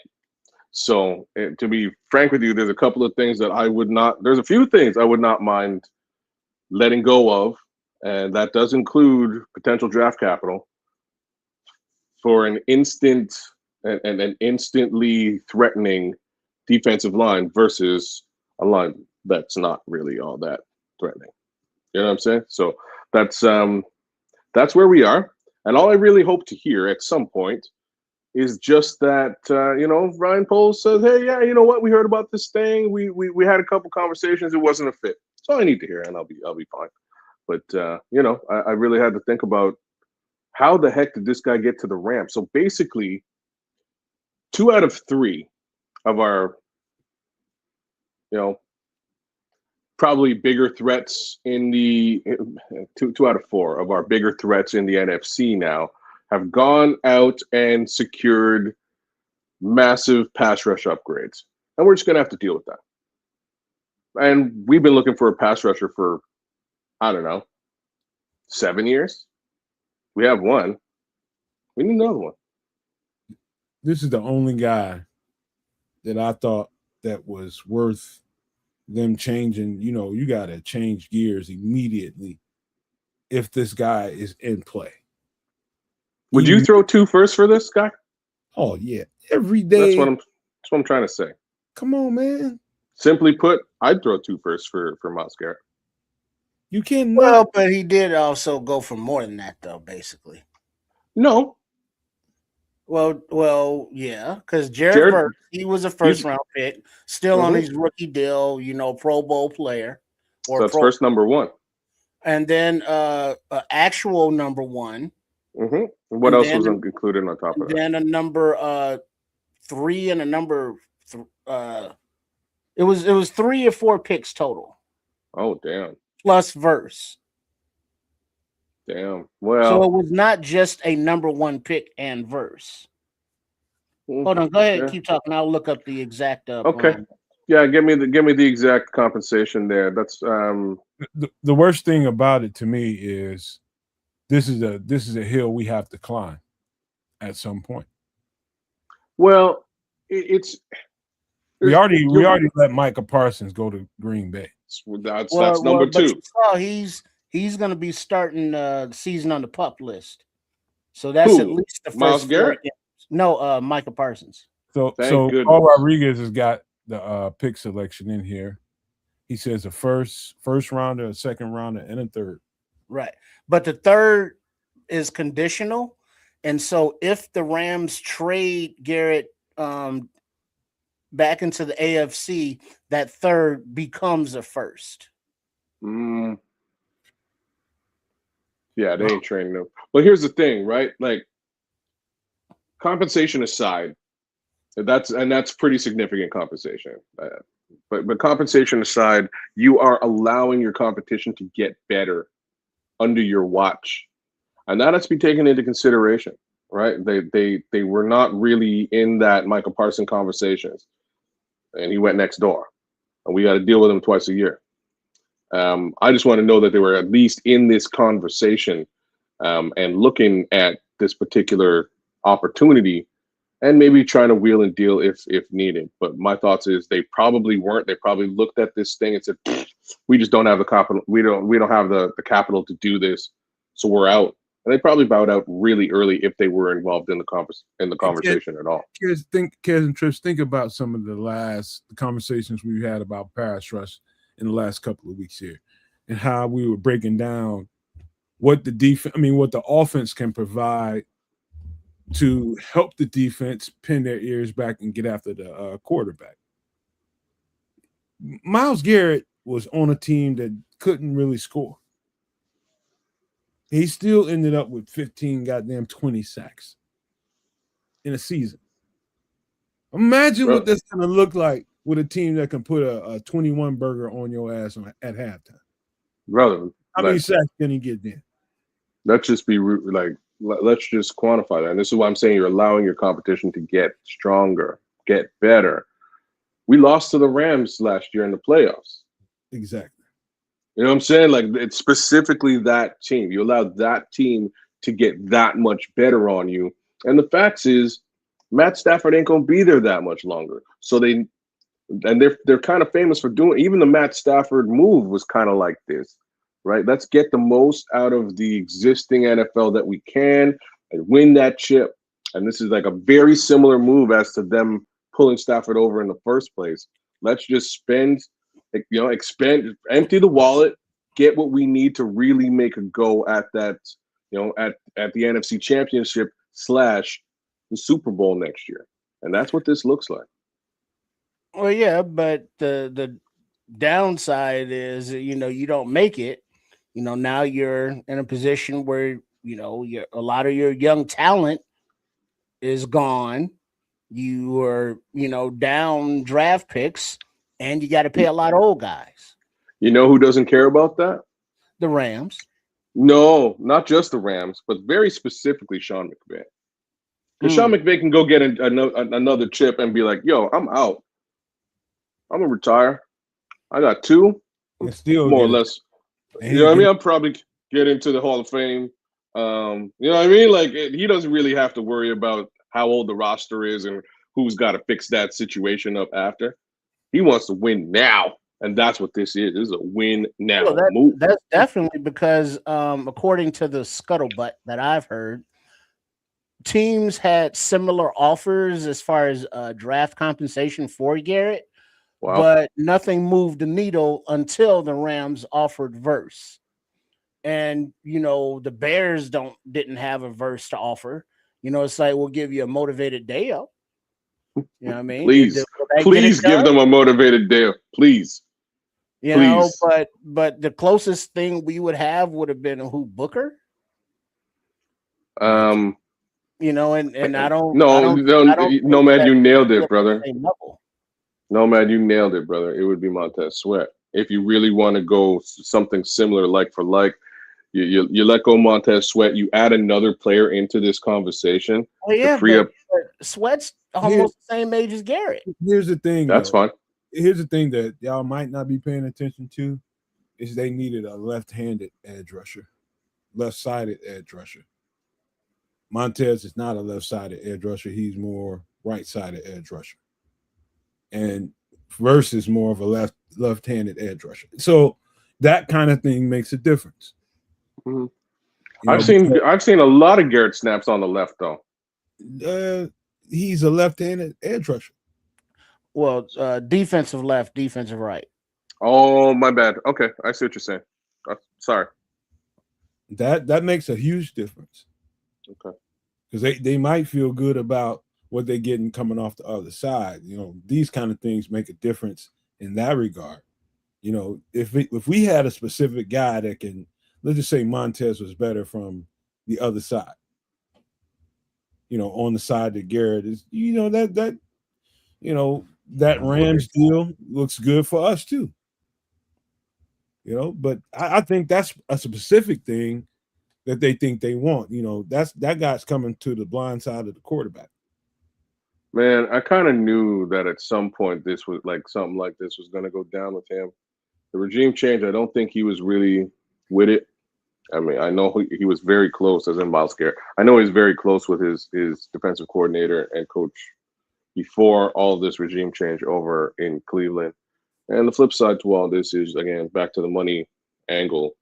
Man, they were paying 2 people upwards of $300 million. Like that's like half, like the whole roster, and 2 players. So they kind of needed to make some kind of move. Let me ask you guys a football question, just off the top of your head. Do you think it makes a difference whether an edge rusher has his left hand in the dirt, right leg back, or the other way around? Do you think it makes a difference in that play? Given where you line up, yeah. Yeah, it does. It does. The thing about a coach and assistants to these coaches in those rooms is knowing where their strengths are, where their weaknesses are, and they know where to give these guys particular amounts of reps. He comes off of his back right leg better than he does his left. I mean, it's little simple things like that makes a difference in a trade like this, in my opinion, because versus more of a left-handed in the dirt kind of guy. And that can give you similar, impact that Myles brought to the team. Not the same by far, but it can give you something similar. As opposed to if you looked at Montez on tape and he's on the left-hand side, to me, he's not the same player. He's good, but he's not the same. As opposed to the other side of the field. Well, yeah, I don't know, man. Like I say, I'm just hoping that we find out that they were at least kicking the tires on this, because how could you not? And my answer for how you could not is, again, strictly money related. There's so much money tied up on that defensive line right now that maybe, and like, as much as I'm not super pleased with this, but maybe they just have to see it again, try it out again and see if it works this time around. And hopefully folks are not quite as injured this time around as they were last year, and we get a little bit more out of these, out of these investments. But depending on what happens, kids, Kayvon Thibodeau at some point could be a strong candidate for this team, whether it's now or at the trade deadline, which usually it gets muddled and effed up when you got to get to that point. But that's something. What do you think of that player? I think he's very he's a very strong pass rusher. I think he can play in a 4-3. I think he's equally good against the run, and I think he can bring something to the team. But again, like I told you all at the beginning, it's going to take us to get in the pads for a couple weeks at least. Pads for a couple weeks before they decide something like that. Yeah. That's why, but Myles Garrett is a different animal. Like that guy, you just got to make sure you play a hand here. Plug and play. What you said? I said plug and play. You just put them out there, and it's a difference. Like there's a difference being made. Thibodeau, if they didn't play a hand at all, I'd be pissed off about this. That's why I'm saying. That's why I'm hoping we hear something along these lines, just to find out. Because, like, to me right now, like some of the words you'll hear out there is like, Ryan Poles is just happy with the defensive line that he's going to field. Well, I don't know. I'd categorize it as happy. What would you categorize it as? I think it's more like, well, contractually, with Odengbo, with Garrett, with Sweat, you're kind of locked in. And, those exit strategies aren't viable until the end of next season. But then, to a man and a player, they've all admitted and said that they underperformed. New defense, new schemes, all of that, understood. But they still did not beat the man across from them enough, despite whatever defense was called and win. And now, with the obvious spotlight on the defensive line and lack of run stopping and lack of quarterback sacks, Ben Johnson came out and said, we got to coach better. Last year was more about in the scheme and right positioning. This year it's more about, actually making the tackles and being in the right position to make the tackles. But the defensive line it's like you want them to fix it, but it's like, well, what do you do? It's like, all right, well, Poles has been here so many years and we still don't have a defensive rush. It's like, all right, cool. We got a up and coming head coach. We got a young quarterback who's, the face of the Madden cover. We had question on the offensive line, kind of left tackle. We're not sure. All of these things, all of these positions have been addressed and addressed pretty well.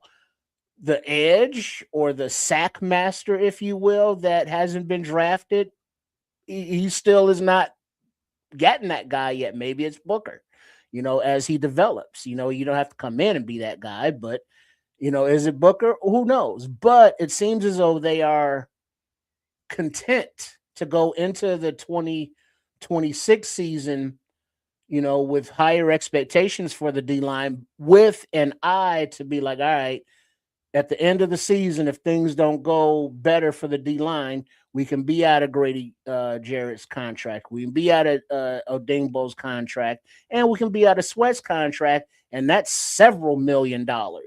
And there are several good free agents that are going to be available, namely even some from the Rams defensive line.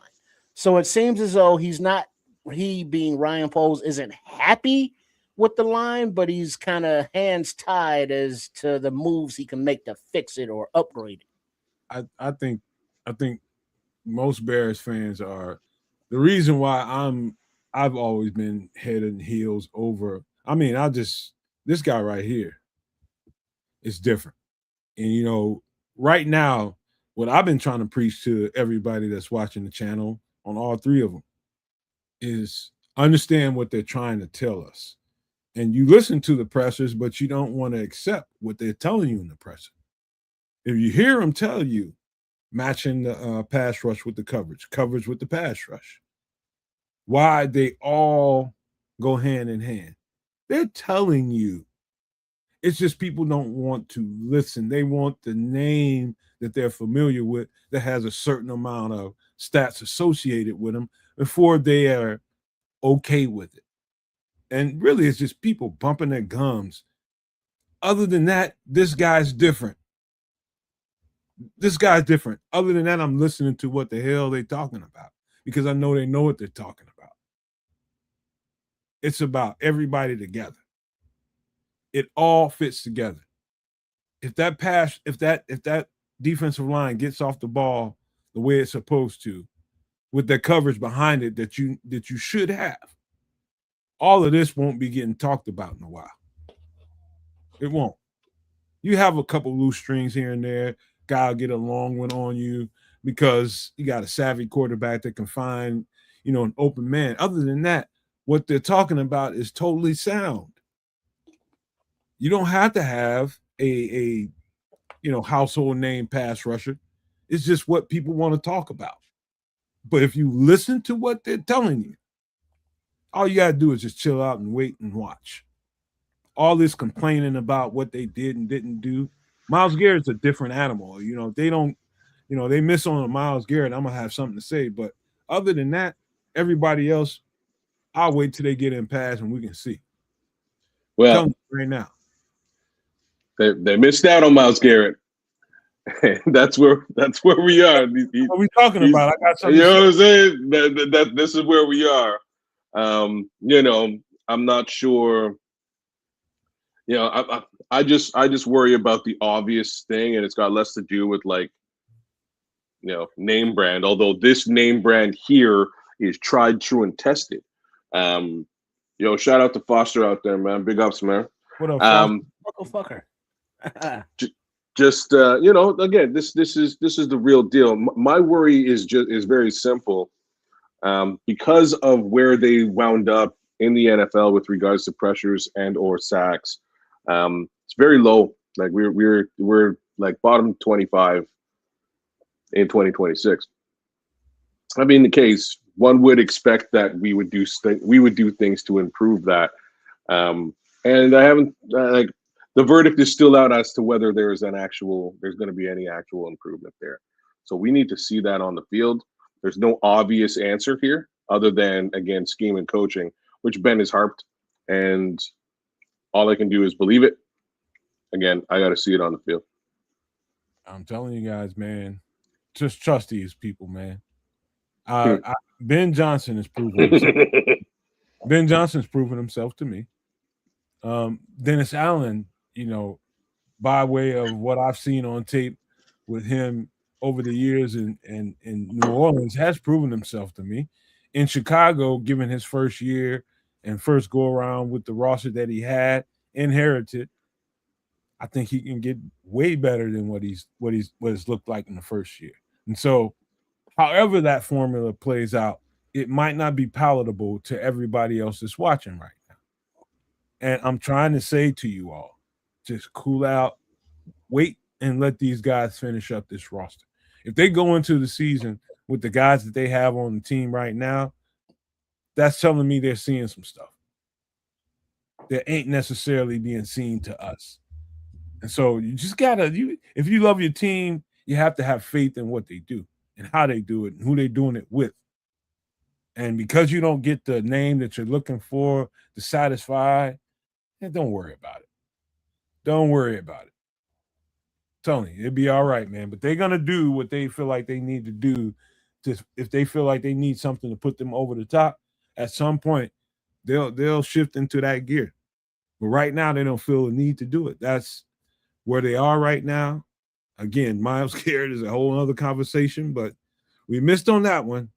But we need to move on from football right now because we got some other stuff to talk about. And that is I'm ready to have a drink after talking about Myles Garrett because I am upset about that guy not being in Chicago. I really am. Because I was really hoping for it. But let's get to some drinky drinks, man. What do you guys think about this one? What is that? A passion fruit margarita. Ingredients: jalapeno, a little pepper there, orange slice, lemon. I'm sorry, check that. Lime juice, passion fruit juice, agave nectar, lime salt, tequila. Yeah, it looks like a little fruity frou drink. I've never had jalapeno in a drink before. Ain't nothing wrong with trying something once. A little fruity frou drink with a little kick.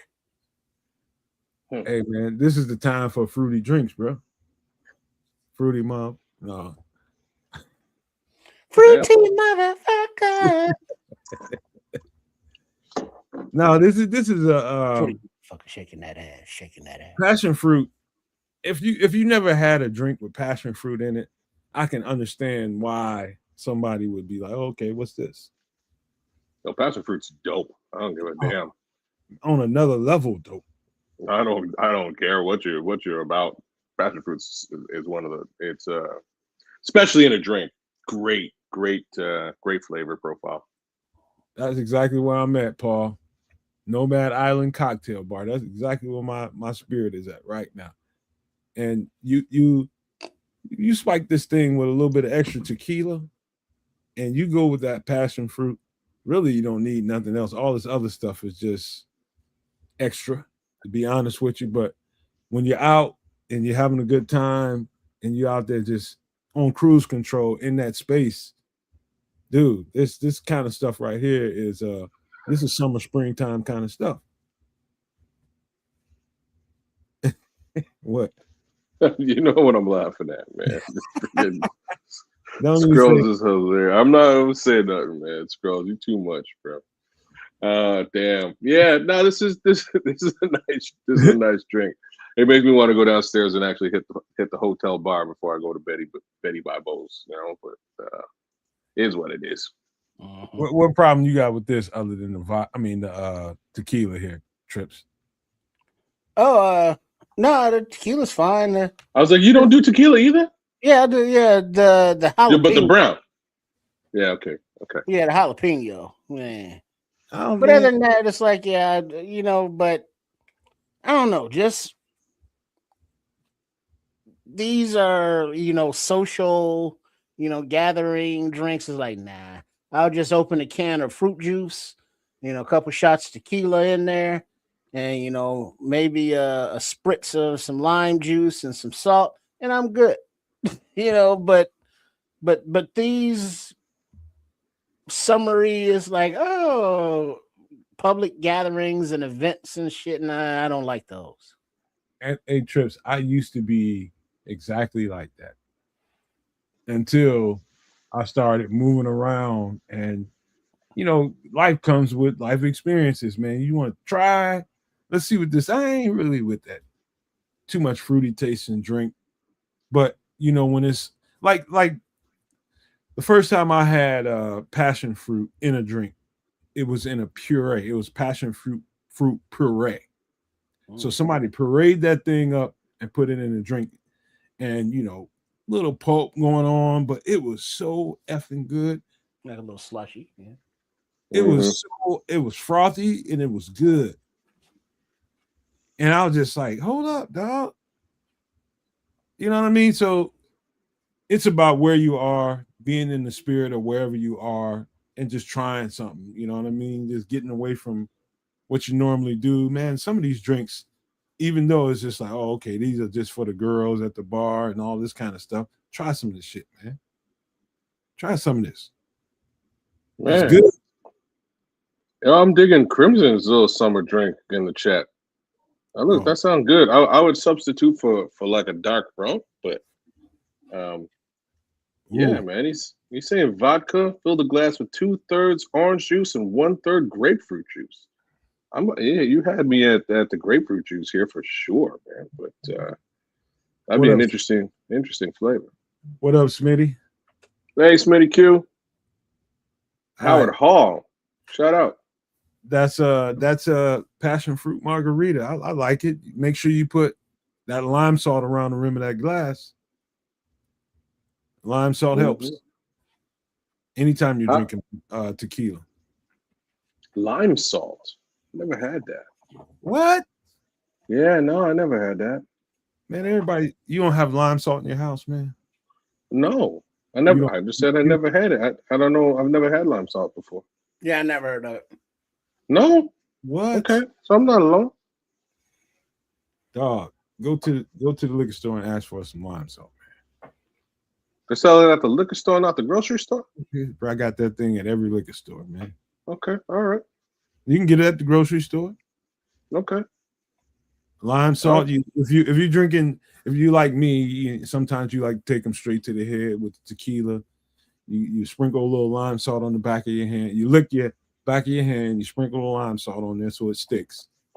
And then you take your shot, lick the lime salt, or you can just get a lime and chew the lime. That's how people take a shot of tequila. Yeah, I've done that with regular salt. Yeah, and regular lime. Yeah, me too. Yeah, lime salt is a different level, bro. Really? Okay. Oh yeah, get you some lime. It's a Mexican candy. I'm in. All right, we'll have to test this out. Yeah, it'll bring any of your tequila indulgence. It brings it to another level for you. All right, I'm gonna have to mess with that with my boy Ray, man. Ray's a tequila connoisseur. Yeah, so, Corona, Modelo, you can put that lime salt around any of those. Okay. Interesting. So I assume it's just okay. Forget it. All right, I'm gonna have to find this out. I'm have to find this. Nobody listen to you, Scrolls, man. You weird anyway, man. You do what you want to do in public, man. You don't be go ahead, Red Baron. You run your tongue all around that rim. We're worrying about that kind of shit. Here's a classic. What do you got? Oh, Tequila Sunrise. Also a cool Mel Gibson movie. Ingredients: orange juice, maraschino cherries, orange slice, grenadine syrup, ice, and blanco tequila. Yeah, I love these things. Delicious. Yeah. Mm-hmm. Yeah, it's got a bunch.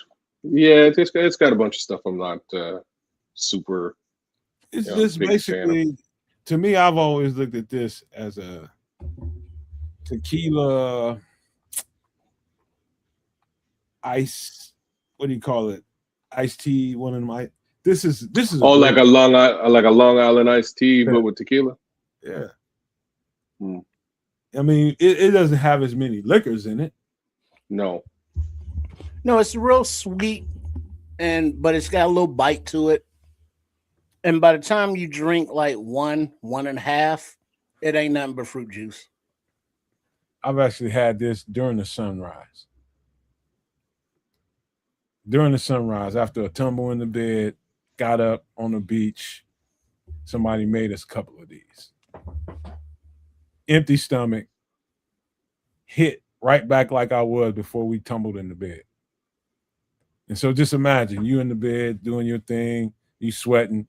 You really need something to eat and you really need something to drink, like some water or something electrolyte related.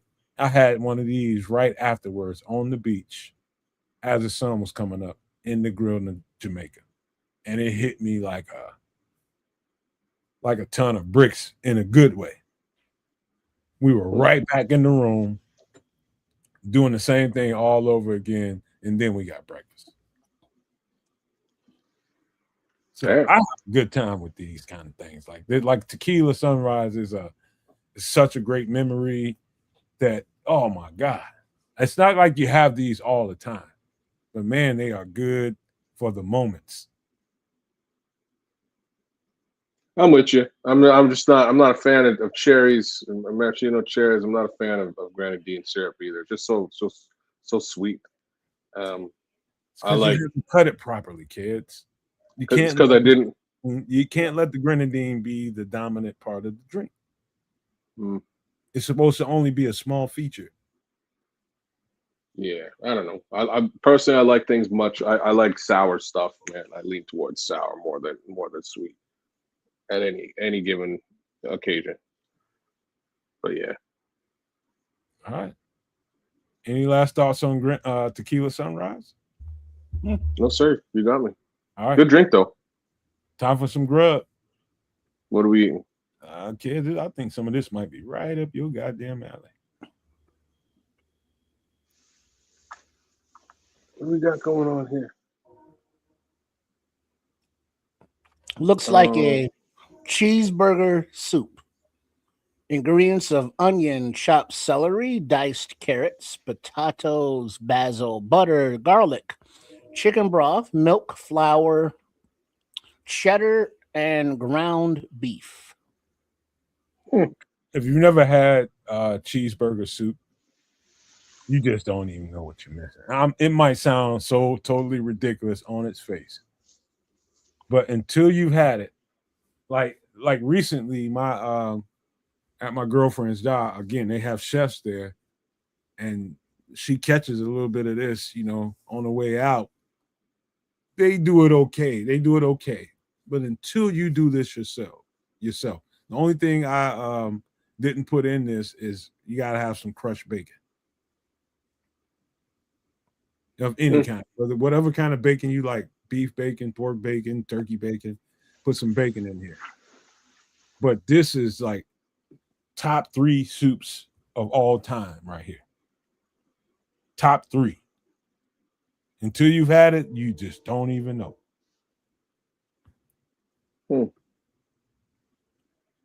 Must be calorie dense. Yeah, you're probably right. This look good to me, man, but I would do it a little different, and I probably wouldn't do it. I'd do it with like a minestrone base. Give it that more tomato flavor. With the potatoes, it just, oh my God, dog. I mean, you can't. I mean, let's just say you put some pasta in there instead of the potatoes. I can see the potatoes. I'm telling you, it takes it there for you with the bacon and cheese in there. It's like you eating a cheeseburger baked potato with fries. Oh, with baked potato. Okay, I see what you mean. It's one of the top 3 soups I've ever tasted in my life. Really? And I love soup. I absolutely love it. You can make this as dense as you want to make it. The gravy that puts the soup together, you depending on how you go about that with the flour and all of that, and also the cheddar is a binder too. So as you go about making something like this, remember that, as you're, bringing it together with your flour, remember you're going to put some cheese on top of it. And unless you want it super dense, be easy with the flour. Best thing I can tell you. But this is absolutely top 3 soups I've ever eaten in my life, and I'll fight anybody about it. Wow. Okay. You got to have this. You got to get this. Matter of fact, kids, best thing I can tell you, look around the city. Look around your jurisdiction that you might be in right now and see. No, I you know me, man. I would actually make this at home. I would make this at home and give it a shot. I'm a soup idiot. I love soup. So I would give this a shot one of these days for sure. Except like, damn, the milk and the flour, I'd probably find a way to cut out. Is it important? Yeah. When you bringing that roux Wait together. to make your roux. Yeah. Damn. You need a little bit of milk, a little bit of chicken broth here. Okay. Well, the chicken broth's fine. It's just it's the milk and the flour I'd like to stay away from. Well, try whole wheat flour and almond milk. Okay. It's like the chicken broth is going to go in there a little bit earlier as you're getting the meat and onions and carrots and all that going on. That's gonna, as you're seasoning all of that up, that's when you put the little, after you kind of caramelize your onions and all that kind of stuff, that's when you go in with the little chicken broth and give that a little bit of, stir around. And as that start to cook in the broth, as you're starting to bring that, when you're ready to bring that roux together, that's when you use whatever binder you got with the flour. Just be light with it. Start bringing it together. Get all the clumps and lumps out of there. Make sure it's nice and smooth. Bring it where it needs to go to. Continue to season. And you throw the potatoes in there with the meat. And then, that's when you're starting to bring it together now. Starting to bring it together. And at the very end, after you've gotten the roux where it needs to be, everything feels and taste it as you go. That's when you put the cheese on top of that thing and start bringing it together. Bring that into the roux. And at the very end, that's when you throw the basil or whatever you want, green you want to throw on there, and then crumble that bacon over the top of that. No, okay. That's not butter, Red Baron. That's cheese. Yeah, the butter goes in there around the time early. You put chicken broth in there. Yeah, the butter's already cooked in. And this is a dish that I've made before and would definitely eat again. Love cheeseburgers, and it's just a different way to enjoy a lot of the same foods. So instead of actually making a burger and potatoes on the side and steaming carrots and celery and all the other ingredients, just put it all in the same damn pot. Trips, this is everything I like about food in a bowl. Yeah. It really, like, I try to stay away from flour and milk, but as far as everything else is concerned, that's basically what I'm trying to put in my damn soup, period. Yeah, and the only somebody said, don't forget the garlic. Garlic's up there. And ginger. Ginger might be a little overpowering for this. I wouldn't put ginger in this particular soup, but I think he's commenting on JCN's comment saying the holy trinity of like soup is onion, celery, and carrots. And I wish I could argue with that. I would consider it a holy quadrinity. I don't know if that exists, but I think it sounds pretty decent. I'd add garlic in there. Garlic got to be in there. Garlic is definitely in here on this, but yeah, it is. The outstanding flavors in here are the garlic, the onion, the bacon, and the cheese. I bet you're overlooking the carrots, man. The flavor profile of carrots is so important in soup, man. It's why I love carrots. They're just side piece, Keith. Well, I put in a dish tonight. Speaking of the vegetables, crank out the Instapot, diced celery, carrots, onion, then minced garlic, and then salt, pepper, little onion powder, little garlic powder, because those are different flavors, but still throw those in there. Saute those a little bit. Then what up, Shorty? And no, this Shorty. This is Nomads. But and then you put that in there, and then you dump in 2 cups of rice, just brown rice, and then 3 frozen chicken breasts right out the freezer, and put in like 6 cups of water, throw in a bouillon cube or a scoop or better than bouillon. 25 minutes later, you open that up, you shred out the chicken breast, you got a beautiful rice, chicken and rice vegetable soup. Easy, delicious, and it's healthy. whether you are, need something to convalesce with, like if you're sick, or if you just want to eat healthier. From the ingredients, it's fast, it's inexpensive, and it's a lot like this cheeseburger soup by using, your ground beefs and just making something that you eat all the time, just kind of in a different form. You know what, kids? If you go this route, if you want to make this, what makes it could be a little troubling is the volume that you're making in. So if you want to make this, make it in a small portion, so you don't have to go in with the stuff you're worrying about. Hardcore, you know what I mean? So make a, sample size, for the first time around, just for yourself maybe. And you don't. I'm smiling because I don't think I've ever made soup just for me. You know what I mean? I know it's hard, man. I know it's hard, but to get the smaller pot out and just take the same steps.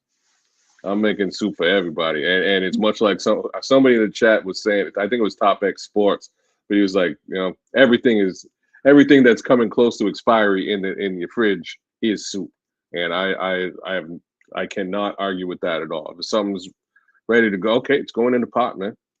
You know what I mean? Cooked chicken a couple of days ago. It's going in the pot. We're gonna repurpose that thing into something fresh and flavorful.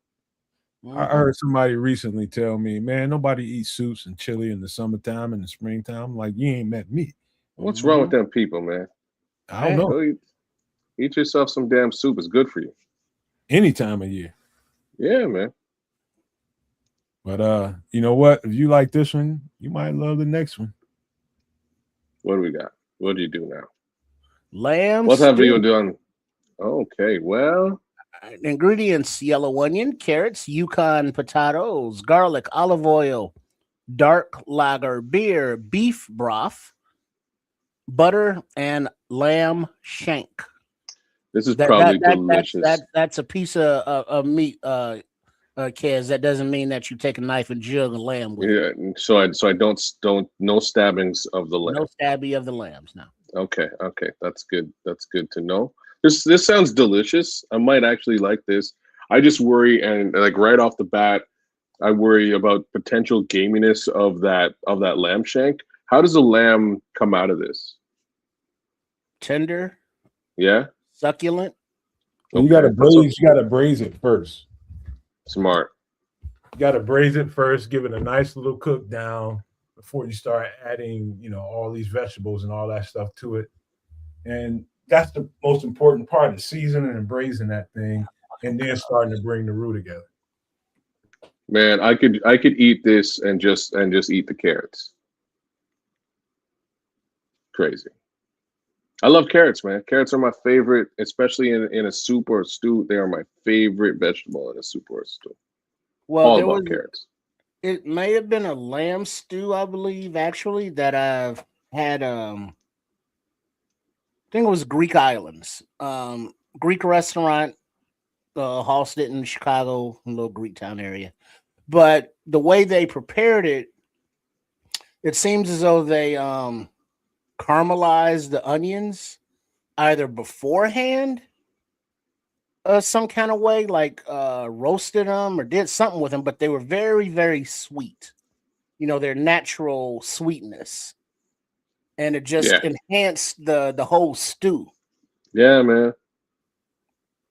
Yeah, that's why I love it. Honest to God, it is exactly that. And it's just sort of a little, and you don't really think, like if you just bite into a carrot, you don't really think it's sweet. It's not really a sweet flavor profile. But when you boil it down, I don't know where the sweetness comes from, but it's delicious. And it's such an additive to a stew. I have to say. You can say that one more time, man, because when you put that in a brothy mix, a carrot is another level of good. It is, man. I love it. Potato is too, for that matter. But the potato's just a little bit different because it doesn't bring a sweetness. Potato sort of absorbs everything in the dish. You know what I mean? And it presents it in a different manner, and that's super cool too. But like carrots also do that, but they add just this little sweet kick that that you don't get with a potato. Would any one of you guys sweetness be interested in trying this to make this from scratch? Sure. Actually, I would make this too. This is a little bit more of just a little bit more of a mission I have. I'm just trying to think what ingredients do I not have in my crib right now. So I'd You have have to get lamb it. shank in the freezer. I don't. I'd have to go get the lamb shank, but that's not a big deal. I can go get it. Um, and the only thing I'd really need is the beer, dark lager specifically. There's beer in my fridge, but that would you know what, man? I don't know if you guys have ever experienced a stew with a lager in it, but if you haven't, I'm not sure if I have. it's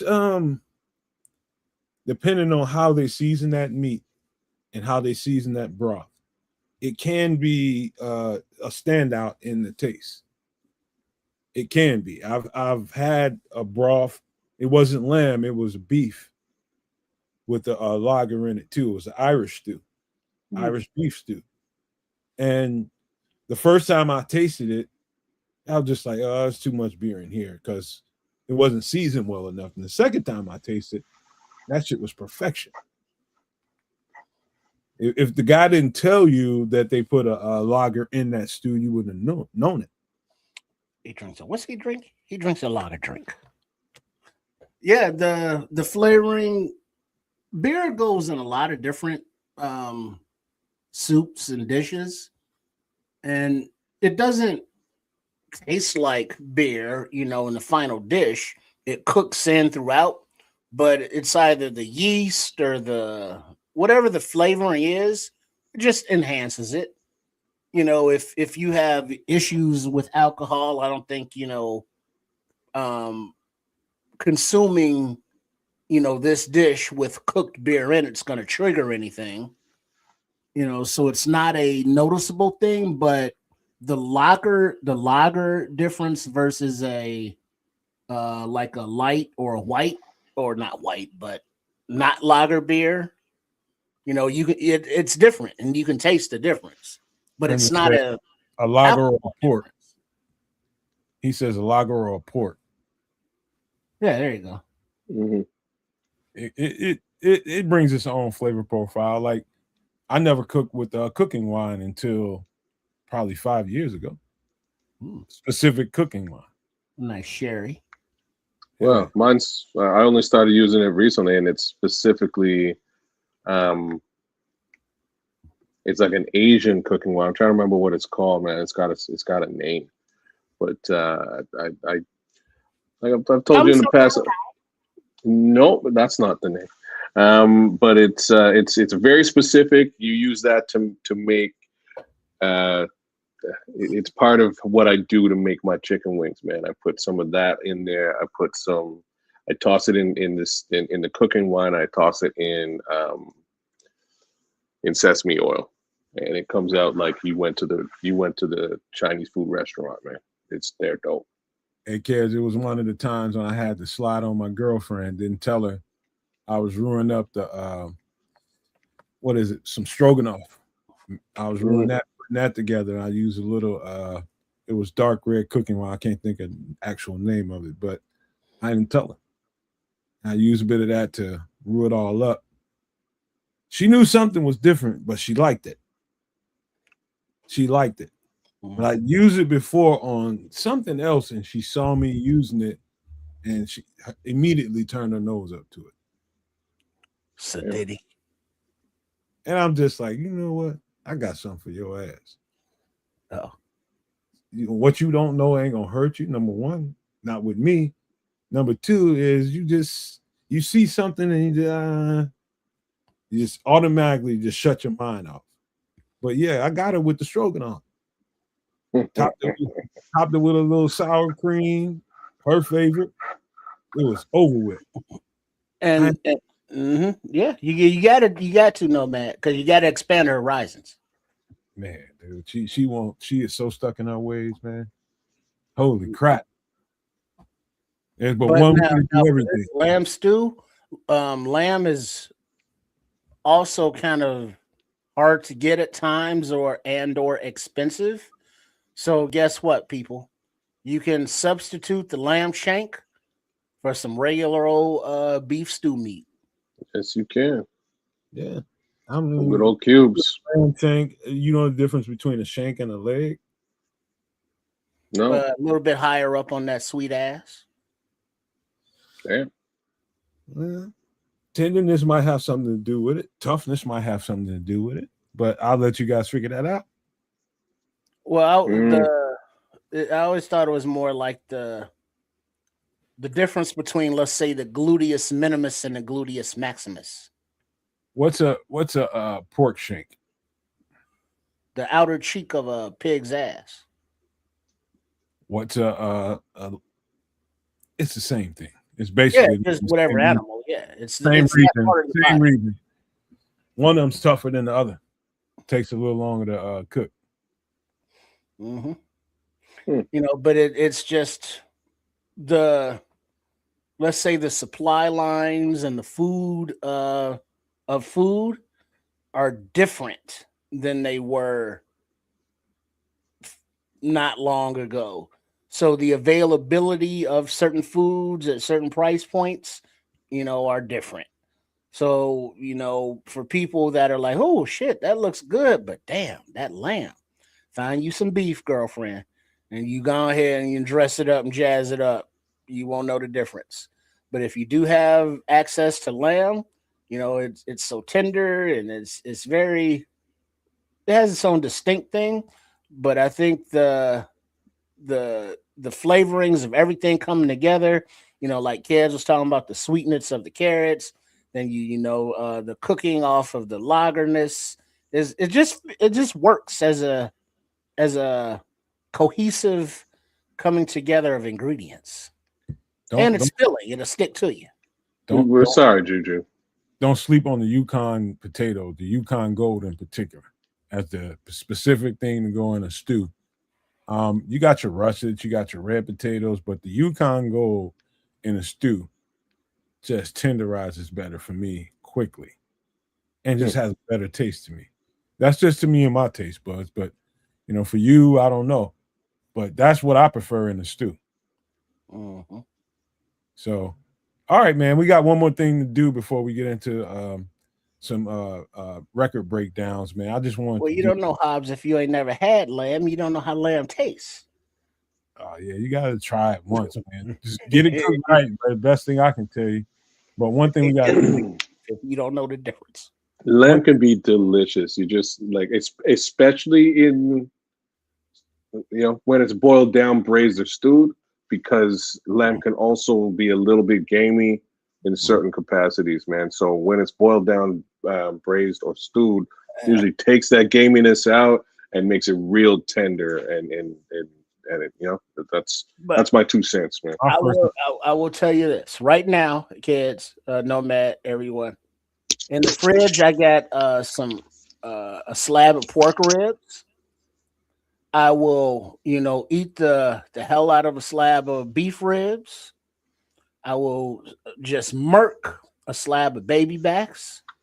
Damn. But a rack of lamb, all of those little ribs and those little racks is like you put them on there and then you get a little char on them and they tender on the inside. And then you got the paste on there with the seasonings and it's Parmesan and the greens all chopped up in there and crusted on there. And then you put it in the oven for a little bit. And it's like, you ever had? I don't know that there's an animal that I wouldn't eat their ribs. You ever been somewhere and got some lamb with a pesto sauce on it? That's what. Yeah, the pesto. That's what I'm talking about. It's the chopped up herbs with the little bit of pecca romano and something else in there. But then you put that on there, and then you put in the skillet with some hot butter, and then you fry it on there, and then you put it in the oven, and then it crisps over. And then that pesto it has that crunchiness to it, and that's what enhances the flavor. And all of those bones are so suckable. And yes, I said that, Red Baron. Calm down. Pause. But I mean, you can't eat a rack of ribs and not suck those bones. Yeah. Pause. I ain't sucking no bones. I'll get the meat off of them. Pause. Wow. but a bunch of bone suckers on this podcast tonight. On that note, get ready for this. But yeah.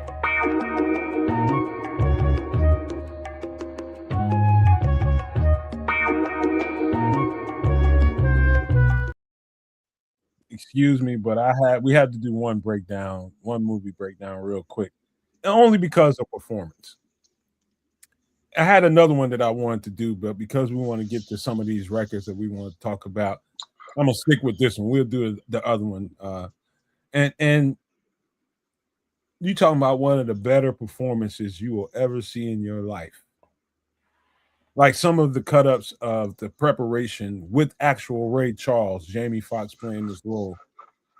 It's out there in social media. You can go on YouTube and see Jamie Foxx preparing and practicing with Ray Charles, getting him where he needed to be to perform this role. One of the better performances you will ever see in your entire life. If you live another 5 more lifetimes, you will never see very much better than this. I hope you guys saw this movie. Because if you know what? I didn't see this. I didn't see this movie. Wow. I feel terrible about it. But what I can say Jamie Foxx was probably born to play this particular role. He's a very multi-talented individual, and you could see that sort of all coming together during his time in On In Living Color, right? He plays, or even in his stand-up, he'll break out and start playing the piano and start singing, and you know what I mean? He has that great comedic timing. All of those things really make for a very specific character profile that he was able to adjust into for Ray. Not to mention sitting around with Ray Charles and really getting an understanding of who the person was, and then putting that forward. From what I understand, he did a fantastic job. Bro, yeah, it was a good encapsulation of the actual Ray Charles, because Jamie Foxx is a multi-talented kid with the playing of the instruments, the singing, the dancing, the acting, the comedian, comedy, all that. But I like the more insight into Ray Charles, how he figured out if the young lady was worth his time or not, his demons and how he had to deal with them, and how just the industry was for people on stage and doing it, and how the fandom reacted to them wherever they went around the world, and then the creativity aspects of it, from the musical ear of not just playing a piano or a harmonica, but orchestras, and bringing them into that whole sound that you're trying to create. And then over the course of his career, of his life, the different sounds that Ray Charles was a part of or helped create. So it was just a real cool flick from the actual actors and actresses in it to the story of this iconic performer. I mean, number one, Ray Charles is a true original. You're talking about somebody that, you got artists of all ilks, all different genres, all over the place. And, most of these artists, man, you can't really tell the difference between one and the next.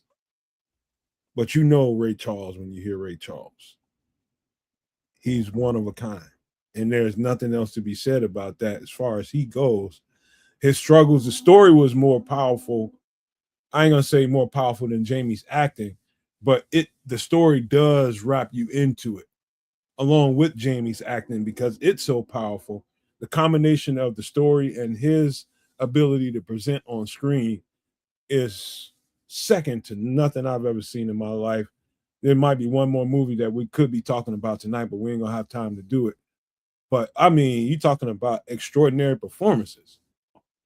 Extraordinary performances doesn't even explain what I saw on screen with Jamie Foxx in this guy's role. When Ray Charles is absolutely smitten with you and what he thinks you can bring to the screen, Man, you should see some of the cut-ups they got on YouTube with Jamie Foxx and Ray Charles. You should really see it. You can literally see that man, even though he can't see Jamie Foxx, he was absolutely smitten with what Jamie can do playing him. And when you're talking about you're the originator, you're the person being, broken down in this film, and you need somebody to reenact who you are. How much better? I mean, I'm telling you, this was how they didn't give a Oscar to this cat for this tells me a lot about the Academy. Tells me a lot. You can't get a better performance than this. Maybe one other movie that I can think of off the top of my head. But this shit was crazy good. Are you sure he didn't get an Oscar for this? If he did, I don't know about it. I think he was at least nominated. I think he might have won an Oscar for this. Maybe I'm wrong, but nominated and getting it is two different things. Two different things completely. But at the same time, I will be honest. I really haven't watched much of the Oscars since God knows what. It's been like that ain't good. You think Walter Goggins is a good character actor? You ain't seen shit. Well, he is. Jamie Foxx is outstanding. I'm not taking anything away from Jamie. All I'm gonna say is, again, this role he might have been born for. Walton Goggins will slip into anything, man.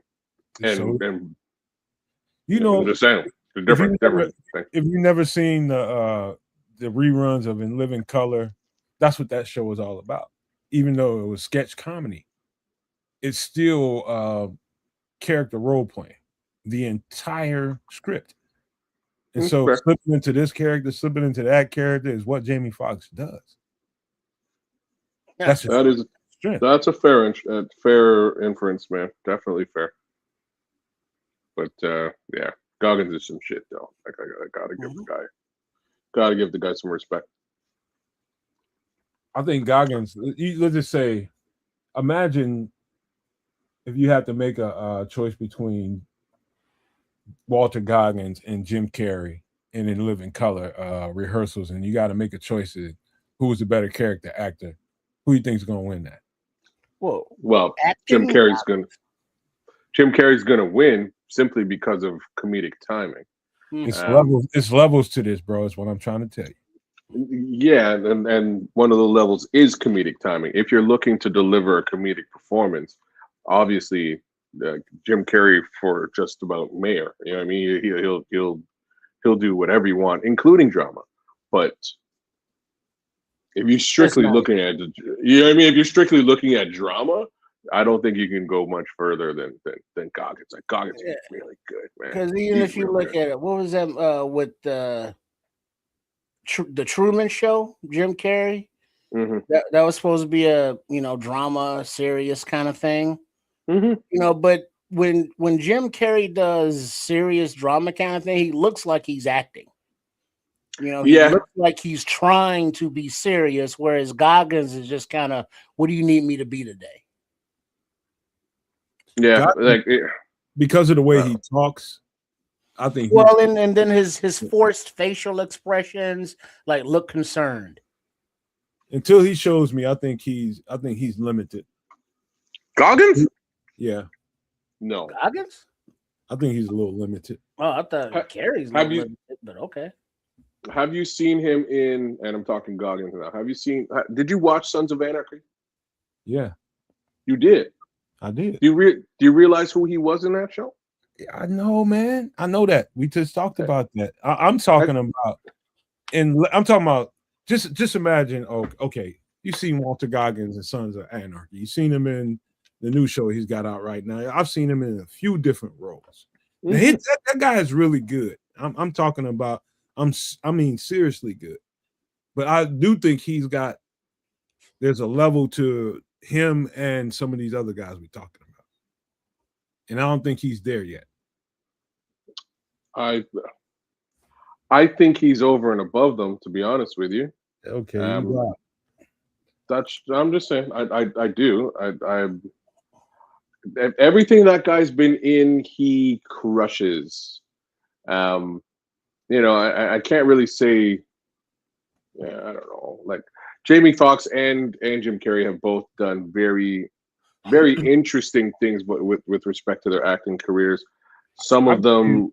I'll give you a better What? character actor than him, somewhere around his age group too. Who? You know the guy that played the asshole that did all the It was me.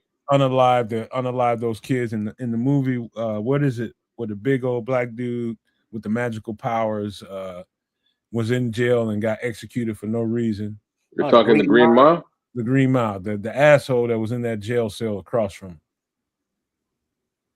him. That guy right there is, to me, a little bit better character actor than Walter Goggins. Well, before I don't know who that dude is, but I can't place it either. But Walter Goggins, I think, is a actor, a thespian, if you will. Whereas I agree. Jamie Foxx is a entertainer, and Jim Carrey is more of a comedian doing drama. But naturally, Goggins is a character actor kind of guy. Yeah, you're not gonna see, I don't think, Goggins, coming out, starting to play the piano or whatever instruments Jamie Foxx is, or crank out a soul album with 12 cuts on it of him singing, and then go do a comedy tour, and then come back and do a couple of sitcoms and a movie. That's not his thing. But that's also not Jim Carrey's thing. He'll go do a comedy tour and he'll come back and maybe, kind of do a movie, but then it's kind of like, they're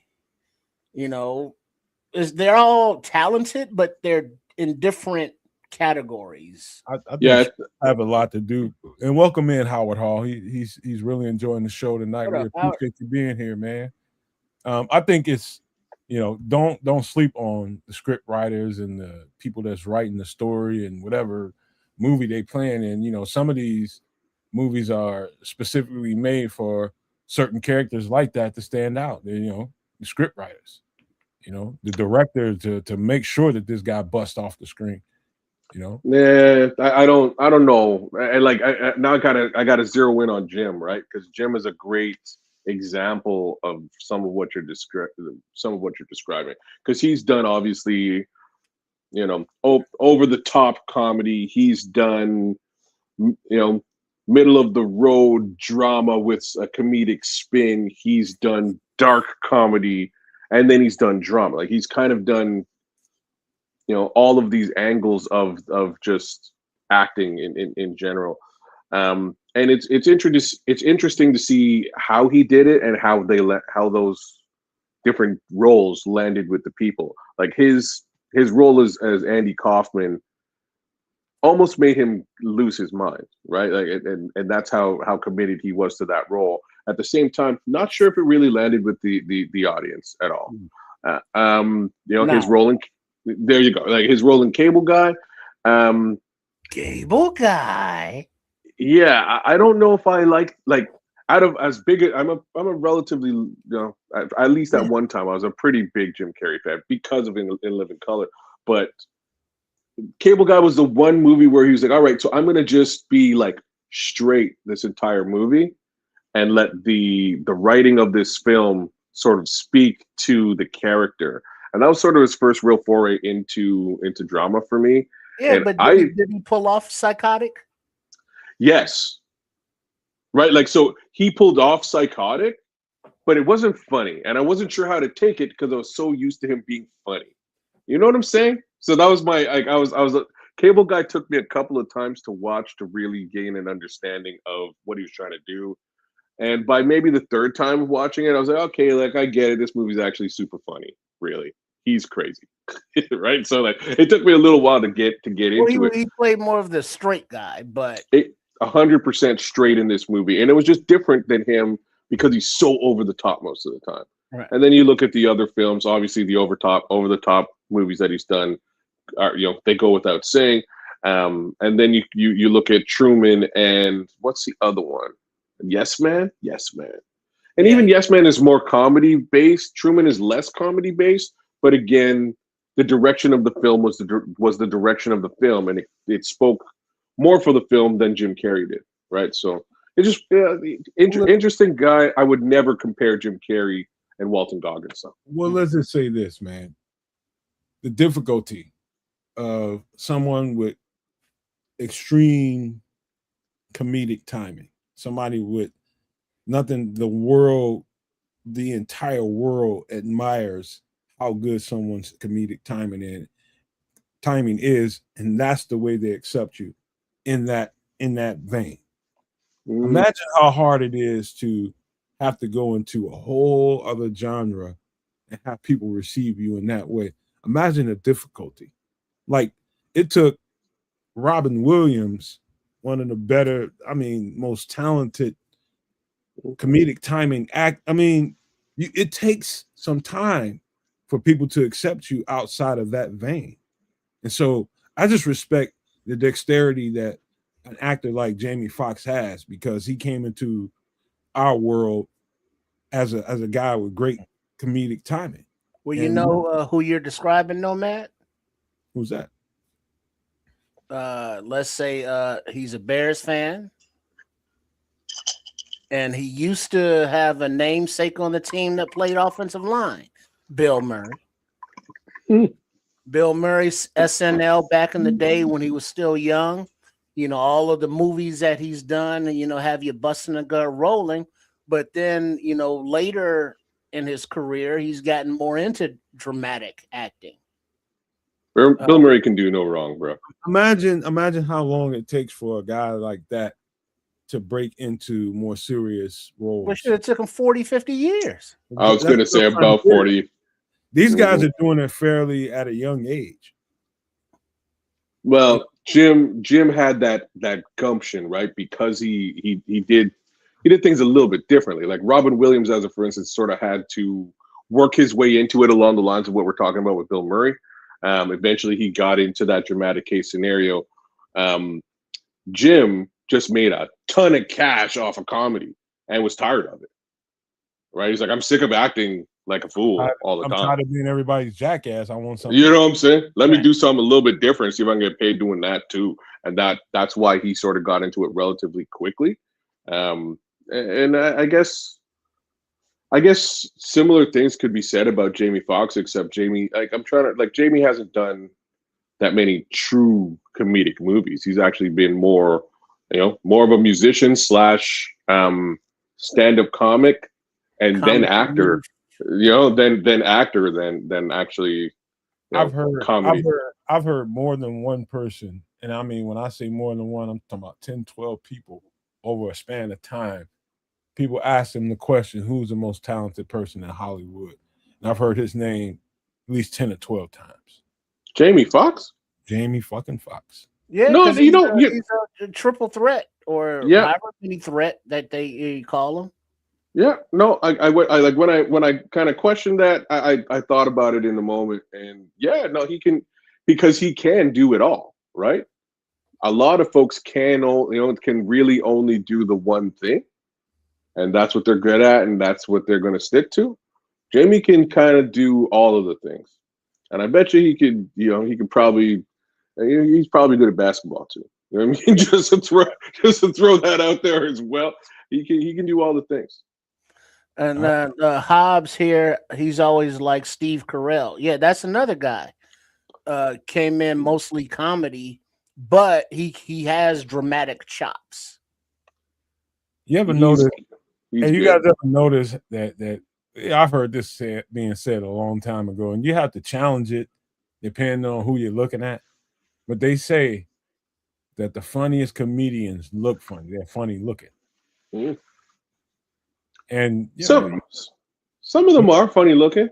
He has a long ass nose, and they do really, really accentuate his nose. Who? Jamie? No, Steve Carell. Oh, they do that with Steve Carell. The person that comes to mind when you make that particular comment is Gilbert Gottfried. Gilbert Gottfried looks like he sounds. Rest in peace, Gilbert. How are you doing? I love that guy, man. His voice is ridiculous, but his sense of humor is also if y'all ever get the chance, check out the roast of oh man, I had her name in my head, now I'm blanking out. Shit, Gilda Radner, Jane Curtin. I don't know. No, Jewish lady. Jewish lady. Comedian, actress, Talk singer. about the lady with blonde hair, kind of chunky. Not chunky, skinny as all heck. She does Fashion Police. Fashion. Like Joan Rivers? Joan Rivers, brother. The roast of Joan Rivers. Holy cow. Gilbert Gottfried goes off the chain with it. And if you haven't seen it, you kind of need to see what he says in this. I will just say that he says that he has sex with Joan Rivers. And it is probably one of the funniest descriptions I've ever heard in my entire life. And it's top 5. Because he talks like this. That helps. And there's nothing romantic about how he sounds. One of the funniest MFs you'll ever see on screen is goddamn Martin Short. He's goofy. I don't like him. He is. And I'm Canadian. I'm supposed to like him. I love the bromance between him and Steve Martin. Man, that worries me. I'm not sure if I find him funny either. I'm serious. I'm serious. I'm not sure if I find him funny either. Like barring the jerk. Shut your mouth. I'm serious. He's got one of the funniest dispositions in different scenes than you'll ever see in your life. Depending on what scene he's in, he's gonna poke out like a sore thumb. It doesn't matter who's on the scene with him. Because he's very self-deprecating. Yes. He's gonna make himself look like that. I mean, he doesn't care. And that's I was watching Three Amigos the other day, man, and I was just like, man, like, Chevy Chase is one thing, and apparently he's a total asshole. But these other two guys, did I ever really find these two guys funny? And facts of the matter is, Martin Short, and again, I'm Canadian. Martin Short gets mad billing up here, y'all. I'm just saying. Just now, I never knew he was Canadian, bro. You didn't know? Never. I didn't care. Didn't he come from Kids in the Hall? Okay. No, he came from Second City. Second City, okay. Which is before Kids. Yeah, it's before Kids in the Hall. So there's a lot of Second City comedians wind up on Saturday Night Live and stuff. Yeah. Well, Lauren Michaels connection. He was on Second City. Exactly. Like, you know what I'm saying? So that's where that connection is born out of. But I just never, I don't know, man. Never really found Martin Short funny, man. Hey, man, listen, to round out this conversation about Ray and this movie that Jamie, to me, hit out of the park. I think when we get through with the presence of Jamie and knowing that this is going to be, for Ray Charles, at least in his legacy, this is going to be something to be remembered. He did his damn part to the max. But the story was even as good as Jamie's acting. The story of Ray Charles, as best they can encapsulate that thing in this movie, was very traumatic. The time that he grew up, the things he went through, how he lost his sight, the drug addiction, the girls, the philandering, and, just him advancing at a certain stage in his life into what he, how his life climax is just incredible to watch. Yeah. Good. Big shout outs to Jamie Foxx on that one, man. He did a bang up job. I'm going to have to spend some time and peep this for real one of these days, because I do yourself a favor, bro. I will. I'm very familiar with the talent that is Jamie Foxx. I just somehow didn't wind up spending the time to watch this film for some odd reason. I totally should have watched this. And shout out to the Scrolls for the Leslie Nielsen reference in the chat, man. I was at my conference today, and I was talking to. We're giving away swag. We're giving away socks, And I was talking to this guy. He came up to my booth. I looked down. He's wearing sandals. I was like, "Oh, surely you could use a pair of socks, sir." And he looked up at me. He's like, "Don't call me Shirley." And I was like, "Yes." I have a new level of respect for you, sir. You are clearly an Airplane the movie fan, and I have to shake your hand. But anyways, all right, we gotta shift gears, man. We're gonna talk about some hip hop, some classic hip hop. Where are we going? I'm gonna take you guys somewhere y'all ain't expecting to go, and we're talking about classic records. We got to give the South some love first. What you guys think about Outkast? This is not the first one. This is obviously the number 2. To me, this was their best record. To me, for my ears, I think. But I don't know. Can somebody read me the track list of this one? Trip, can you find the track list for me? Oh yeah, Outkast, Aquemini. Yeah, Rick, pulling that up now. I think the Slick Rick collab was on this one. So this is the 3rd album, right? No, it's number 2, I think. No. So the first one is Southern Playalistic. Second one is Elevators, right? I think Me and You. All right. And then this one is after Elevators. All right, yeah, this came out in 1988. 1988? No. 98, 97, 97? Hold on, let me get my damn spectacles. 96, 97. All right, this says studio album, Aquemini, Outkast. That's the one. 98. 98.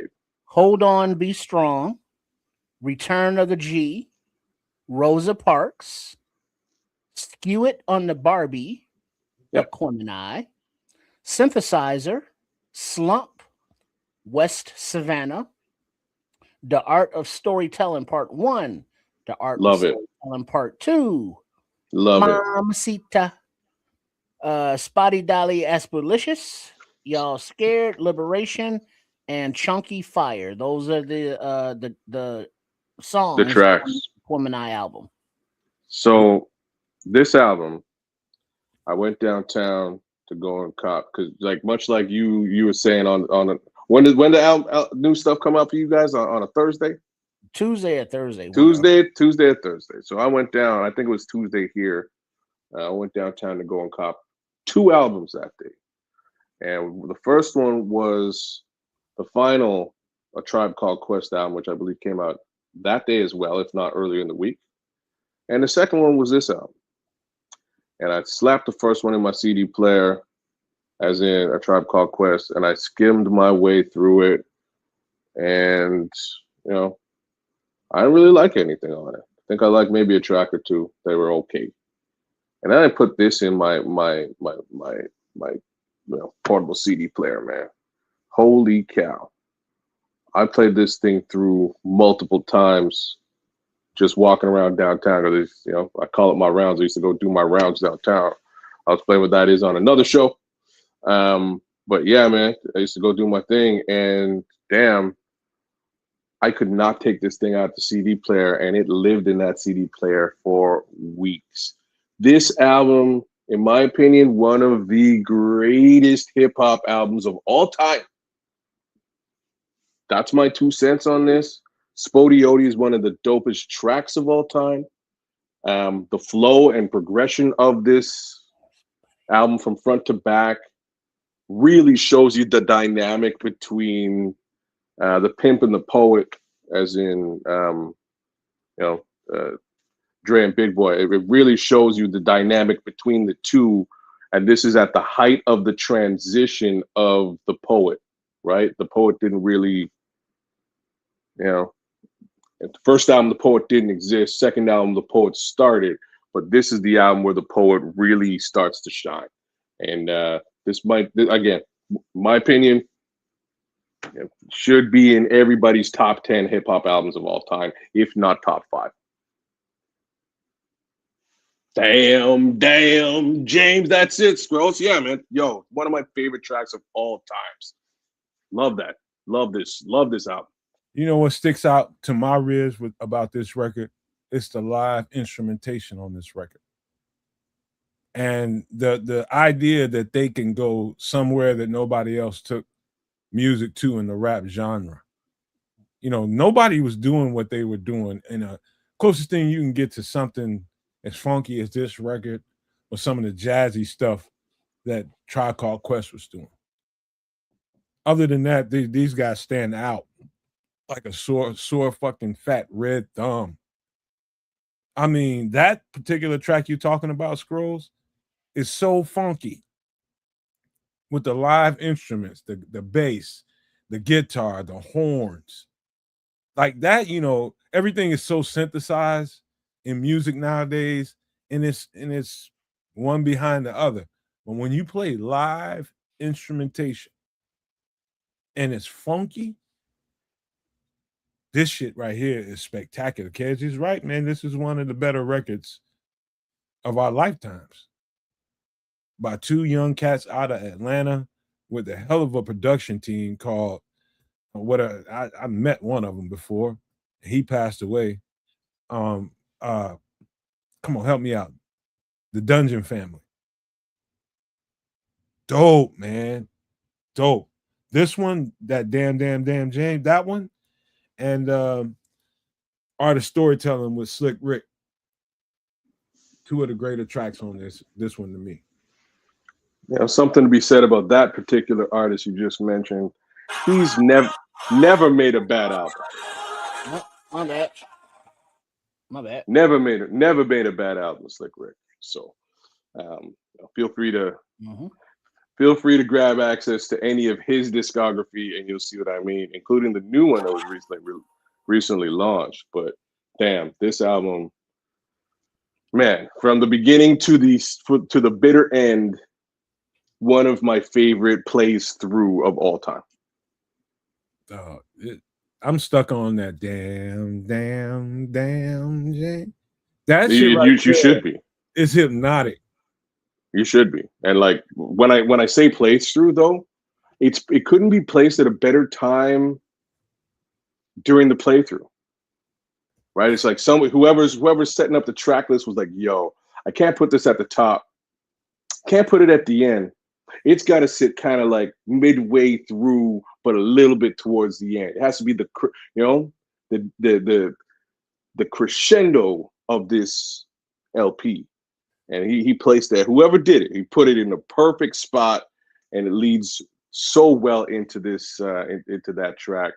But most of the tracks on that album are masterpieces, man. They're so well done. Dog, like Atlanta, literally. Like if you're around Chicago, and you know people you might think, you know, being in Canada, Chicago is this, is that. But if you go around people in Chicago and you get around some good people, Chicago is so effing soulful. It's a shame. Like somebody invite you to their cookout, their barbecue or something like that, and you probably be expecting, hey, they're gonna be playing a whole bunch of Kanye West and Twister and type shit. Nah, you probably won't ever hear that. You're gonna hear a bunch of soul.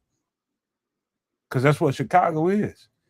Like Atlanta was the closest thing I ever seen to what Chicago is personally. You know, I'm talking about with personal people that have been, you know, living in this particular area. It's very soulful down there. Atlanta is very, very soulful. So is Chicago. And so that kinship, I felt right away when I got down there. And I knew I got to Atlanta long after this record was produced. But I understood where this record came from when I got down there. It's it's a very soulful place. And this record is extremely soulful. It's got its silly moments and, you know, crazy moments, but this is a very soulful record from two rappers that weren't necessarily rapping on all these tracks. They're rapping on most of this stuff, if not everything. I'm trying to think if there's anything on there they didn't rap on. Talking. Yeah. Okay. Like the damn James. Yeah, James. by my Spode Ode Dopalicious Angel. I remember that damn thing like yesterday, and he just kind of talked his way through it. Yeah, okay. It's talking, you know, he's being soulful. Yeah. No, it is this is in my opinion, this is truly a classic. This is really where this is strangely in my opinion, probably the true end of the reign of the East Coast. This is really where that ends. A Tribe Called Quest had basically, at least in my opinion, fallen off at that time. And the West Coast had a full foothold in what they were doing. And now the South is sort of laying some claim to what hip hop should be moving forward. So it was a real transitionary album, in my opinion, this particular album. But like I say, I love this thing from front to back. And I do also love most of all of their stuff. And it's kind of funny because, you know, that first album I was talking about, Southern Playalistic, it's a weird LP, man, but it's dope too. And there's a lot of instrumentation on that album as well, right? Feel free, you know, if you haven't had the chance to go back and really check it out, man. Really well put together. CeeLo and 3000 was the star to that album to me. Of this one, Aquemini? No, of the first one, Southern Playlist. Of the first one? Okay. You know, the little story, little side story about Outkast, Dungeon Family, and how all this stuff was born out. And I agree with you. Wait a minute. Where is it at? He says the 3000 verse on the song Aquemini is one of the coldest he's ever. You ain't lying about that. That's when I realized he was a real deal lyricist. Not too long after this, Benz and a Beamer came out on the New Jersey Drive soundtrack. That shit's that's when he became a beast. Those two records right there you talking about, Aquemini and Benz and a Beamer, cold. But and while you're bullshitting, while Andre 3000, you know, is a dope MC, his acting chops ain't half stepping. Not at all. You thinking about the movie he played in with Mark Wahlberg, ain't you? Mark Wahlberg. Which one was that? They were all foster brothers or something. I think it's called Brothers. I think the movie's called Brothers. It might be. Well, it wasn't that role particular. It was one where he was more vulnerable. You know, him trying to play the gangster role. Yeah, that really didn't fly. He wasn't a gangster in that role. Well, in the Brothers, he was. Well, he was the smart brother, but he was still one of the brothers. Yeah. He was the more voice of reason than gangster. Well, yeah, but voice of reason in a gangster world. Yeah, okay, I could take that. Yeah, but you know, he wasn't the emotionally charged or fly off the handle. You know, he was more thoughtful. He was book smart as well as street smart, and he played that role well because, you know, that's kind of his character. You can tell he's a smart kid just from his lyrics, just from his flow, just from the things he rhymes about and talks about, the subject matter. Four Brothers. That was Four Brothers. There you go. Four Brothers. Yeah, okay. And then he was in something else, but he's been in, you know, more dramatic roles even. And he's able to, you know, not look out of place. I'll tell you a dope ass movie that, you know, might flew under the radar, especially with a lot of white people, is Idlewild. Yeah, yeah, that was a good one. Was it good? Very. Yeah, do you never saw that one? I saw bits and pieces of it. I don't really remember. Like, listen, I'm a bit conflicted with this particular artist's decision to delve elsewhere.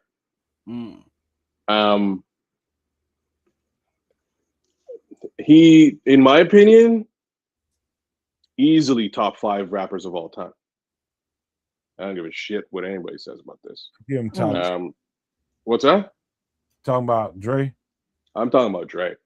I'm talking about Dre. Top 10. Top 10, fair enough. Like Dre's Dre should be on everybody's list, and if he isn't, you're not paying attention. That much I will say. Even his cameos on other people's stuff over the years are like they're gems, that should be shined up once in a while, and you should sort of go back and listen to. But I really wish that guy did like. Did y'all ever listen to his flute album by chance? I heard probably about 3/4 of it. Okay, I listened to the entire thing. It was different. Yeah, he's stretching the game out. I love it. I love anytime somebody's being creative and trying to stretch the genre for himself. I was just interested that he had the nerve to put that out, and I was willing to listen to it, man. And I understood exactly where he was at. But I did too. So I listened to the entire thing as well, and it kind of has the way he plays the flute kind of has MC timing to it. It's weird, y'all. Right? It's like when you would be, you'd be dropping. So like when he raps, he raps a lot more in different cadences than he like starting with this album. Maybe even with the album before, but not so much on Southern Player Listed. He starts utilizing different rhyme schemes and cadences that you don't see many rappers even attempt to do. And with the flute album, he just took the words out, and it became, flute blasts. Yeah, it was his microphone. It was flute blasts into the microphone as opposed to words. And it comes across all right if you're a fan of the flute. If you're an MC or a hip hop fan, you can kind of see what he's trying to do, and it makes sense. It just might not necessarily be your cup of tea. You know what I'm saying? So I listened to it, and I was really like, damn, like somebody needs to lock this brother in a room and like handcuff him to a microphone. You know what I mean? just force this guy to rap for the rest of his life because he's that good. He's trying to tell you by not telling you through the flute that this is where my spirit is. And it's here, it's there, it's over there, it's over there. I'm expressing to you how my mind and my spirit is working right now. And I'm not going to tell you exactly how that is. I'm just going to express it to you, is what that sounded like to me. It's just the cadences, right? It's like, here's the pattern and cadence that I would come up with for a rap, but I don't have the energy, time, or effort to really input the bars or the references or popular culture or any of that shit into this thing. I'm just giving you the framework of it in a different, with a different medium, and that medium was the flute. And it was, like I say, it was weird, but it was also kind of cool. I applaud the effort. I clearly the effort kind of fell short. Somebody lock this guy up and make him rap. Damn it! All right, please. This is one of the best records ever produced in the rap genre. I don't even want to put a rap genre. This was just a record. Period. Yeah. But this don't sleep on what Outkast brought to the table in their time, and who knows what they might do in the future. But man, we were talking about Andre 3000. What about what's my other dude's name? The producer? Who Big Boy? We got a producer. Side piece Keith. That's what he is. But he's not really put out anything, has he? He has. He has. He's put out a couple of things. He put out a lot of stuff. Oh, okay. All right. I just haven't been aware of it, I guess. Yeah, he's put out a few things, and again, because unfortunately he's not like I said, the other guy is one of in my opinion, like 10 greatest rappers ever to exist. He's just not, Big Boy just isn't one of the 10 greatest rappers to exist. I ain't saying he's good or bad. He's all right. And that's the type of response he would get for the stuff that he's dropped after Outkast. The difference between those two creatively is like a rag and a much desired relic. You could have used any possible comparison here, and it would have been apt. Like it would have. I was thinking like water and fire. You know what I mean? Like just any general comparison of two things that are not related. Was I wrong? No, I'm saying you could have used anything and you would have been right. You were definitely right, man. I don't want to put him down. I don't want to put Big Boy down, but that's the difference between the two. You know, it's a vast difference. It is huge difference, man. He's basically a one-trick pony, and Dre is like the constellation of the universe. Yeah. Like again, Big Boy's a good rapper. He's a good MC. Period. You know, he does what most rappers do. You know, you have more or less a cadence that you use. You run that cadence. You spit bars around that cadence. People like the bars. They buy your stuff. That's not what Dre does at all. No, that's why I never thought Big Boy as an MC. Yeah. It's like, sure, he rhymes, but no. Yeah, that's basically what it is, Crimson. Big Boy is good, but Dre is great. 3000 is great. He's right. Well said. It's true. All right. Let's jump into another genre before. Let's just jump on this, man. Let's just jump on the obvious. We're bending genres. What are we doing here? Where are we going? Illmatic. Oh. In every That's not a genre, I don't really right? respect. I ain't gonna say I don't respect them, but I take it for what it's worth to me. You know what I mean? If it's Rolling Stone, if it's Vibe magazine, old Vibe magazine, or any other magazine or any other platform that's rating what the best records of all rap records of all time are, this guy is going to be in the top 5, top 10 every time with this record, every single time. And you know, this is Young Nas, and if you look at the track list and the production on here during the time that this was you know, you talking to some hip hop historians here on the screen, y'all. I'm talking about No Maniacs and everybody listening to us. Make sure y'all hit the like button, share, and subscribe to all 3 channels, all 3 here on the Nomad Network, Sports Chicago Style, and Kez Canuck. Stop and do that for us. But you're talking to 3 hip hop historians is what you're dealing with. And so let's lead the conversation from there. The production on this record was elite for that era. Absolutely elite. It was the who's who in the production world, minus Eric Sermon. And I just remember I heard an Eric Sermon take on this, that he basically dissed Nas on this. He was just like, well, who is Nas? He didn't know nothing about him.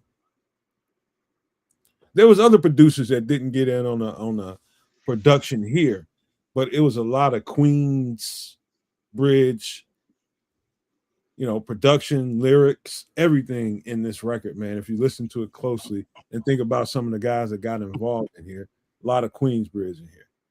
But man, some of the dopest lyrics I ever heard.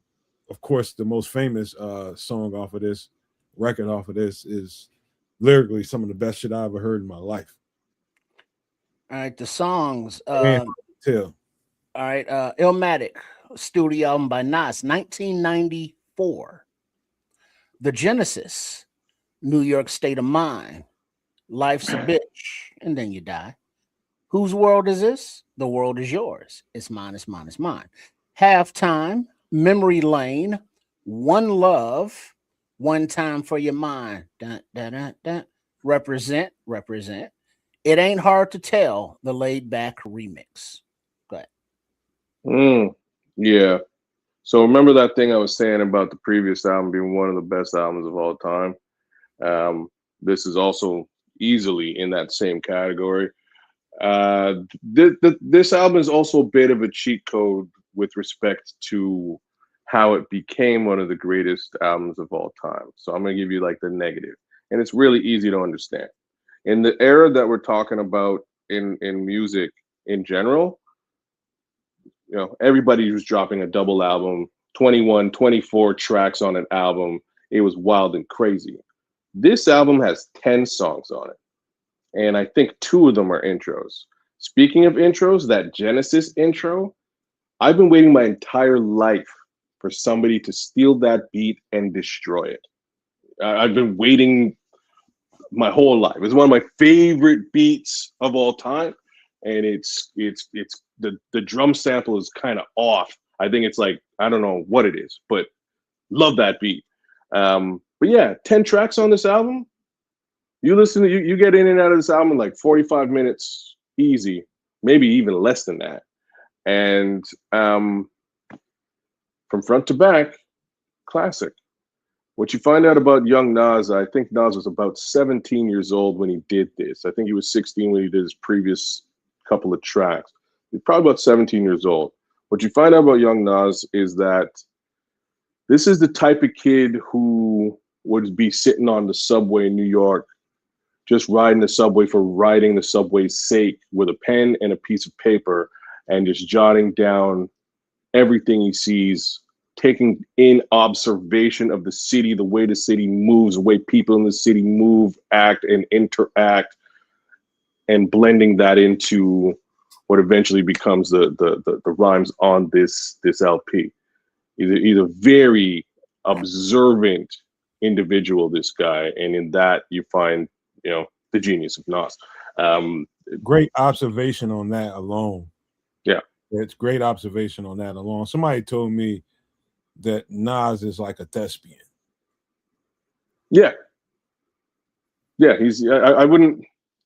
I see what you're saying. Like he really gets into it, but it's more observation. He sees, he sees things and pulls it in and incorporates it into his rhymes. And some of his rhymes are so descriptive and crazy that you kind of go through this album, you're like, wow, like he really looked at the way that, he looked at the cycle of life from jail term, that he sees with friends within the area that he's grown up with, and how it affects them when they get out versus how they got there in the first place, and incorporated that into what he's the message he's trying to convey. And like I say, a brilliant, from a lyrical perspective, just absolutely a brilliant, compilation of thought.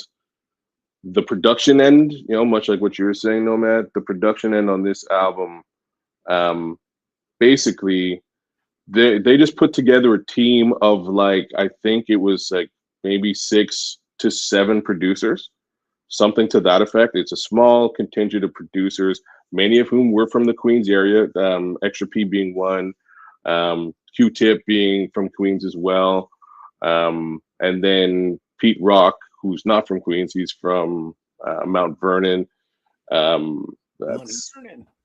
Yeah, I'm trying to remember who else helped produce on this album. But like, there's Large Professor. Yeah, I said Extra P. Yeah, I said Extra P. So Extra P is Large Professor, same guy. Yep. Did Havoc produce on this album? He produced on that. Okay. So there's some more Queens. I believe he did. This maybe not this one. I'm not sure. I'm not sure if he actually produced on this album. I don't think he produced on this album. I think before you keep going, I have to say this before I forget about it. But you talking about how he observes and how his process goes. I remember the first time I let somebody hear a beat that I did, one of the first handful of beats that I did. I'm talking about outside the studio where the person that I made my first beat at. Mm-hmm. I remember after I got my own equipment and started making my own stuff and making a bunch of it, I let somebody listen to like a few of them. And when he was a rapper, I just pulled the dude off the street, and he was just like, man, what the fuck do you be thinking about, man? I was just like, I observe, I process, and I deliver. Much like you're talking about here with Nas, it's in a lyrical way he does that. That's the same thing that happens with people that produce music. You observe, you process, and you deliver a certain something that you observe in your way.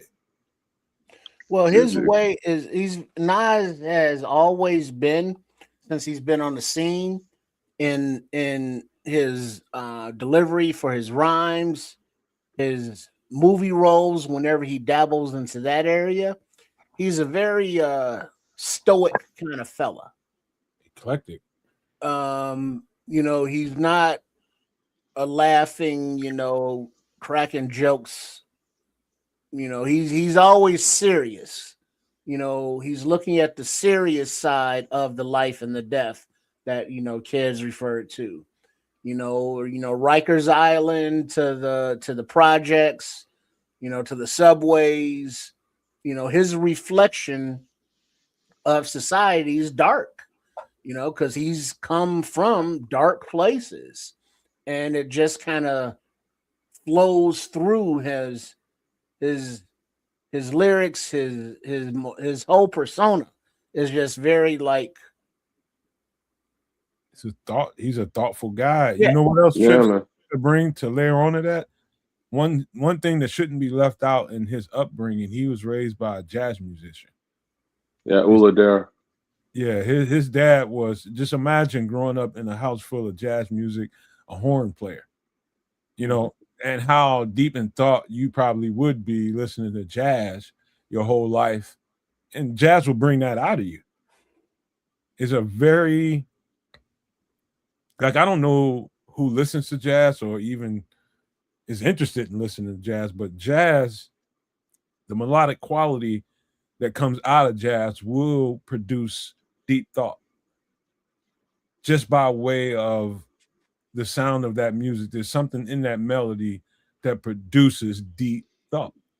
Yeah, if you're a horn player, if you're a horn player, you're going over top of the standard framework of the music in front of you. You're literally creating the sound, and that requires introspection. It requires observation.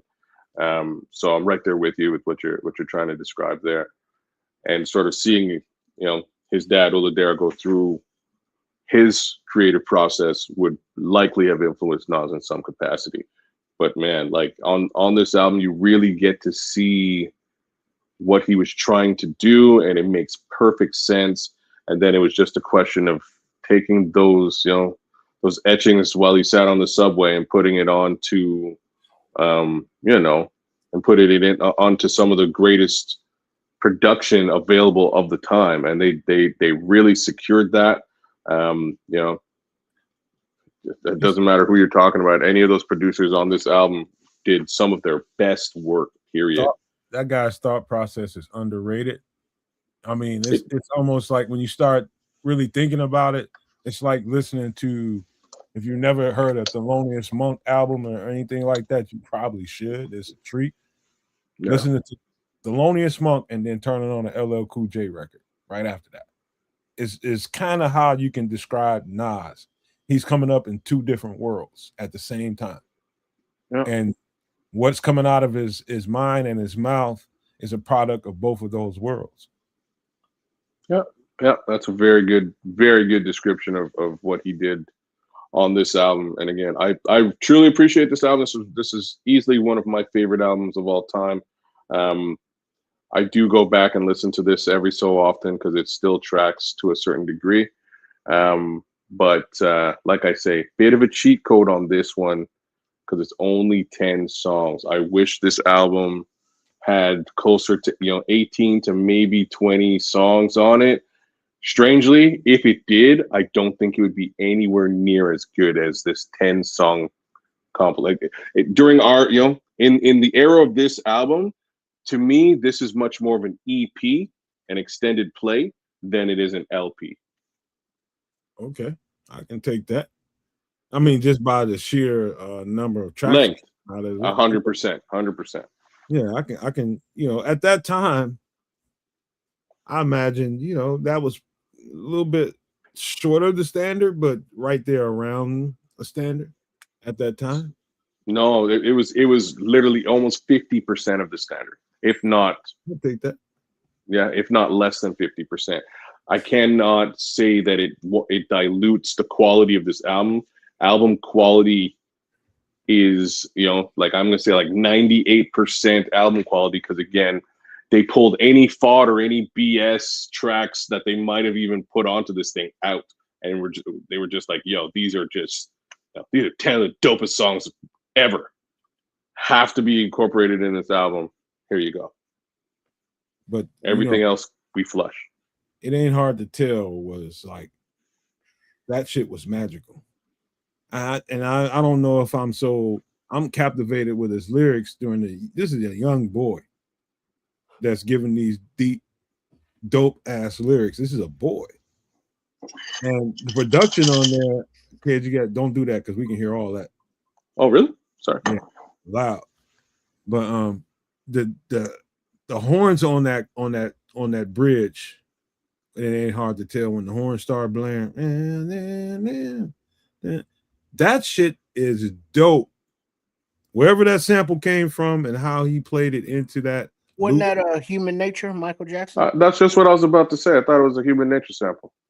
I think part of the beat is Human Nature, but I don't know that those particular horns were Human Nature. I think there was two different samples there. I don't know the horns.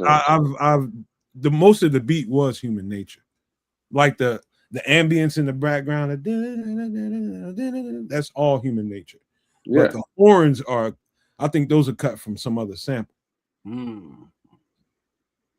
That's just me knowing music. I'm telling you, that's not the same thing. But that shit is dope. But that line, those couple of bars when he goes into Nas is like an Afrocentric Asian, half man, half amazing. Think of how deep of a thought kid this guy must have been at that age to come up with a bar like that. Brother, Nas is like an Afrocentric Asian, half man, half amazing. Brother, I'm just saying. The stuff on this album is super impressive.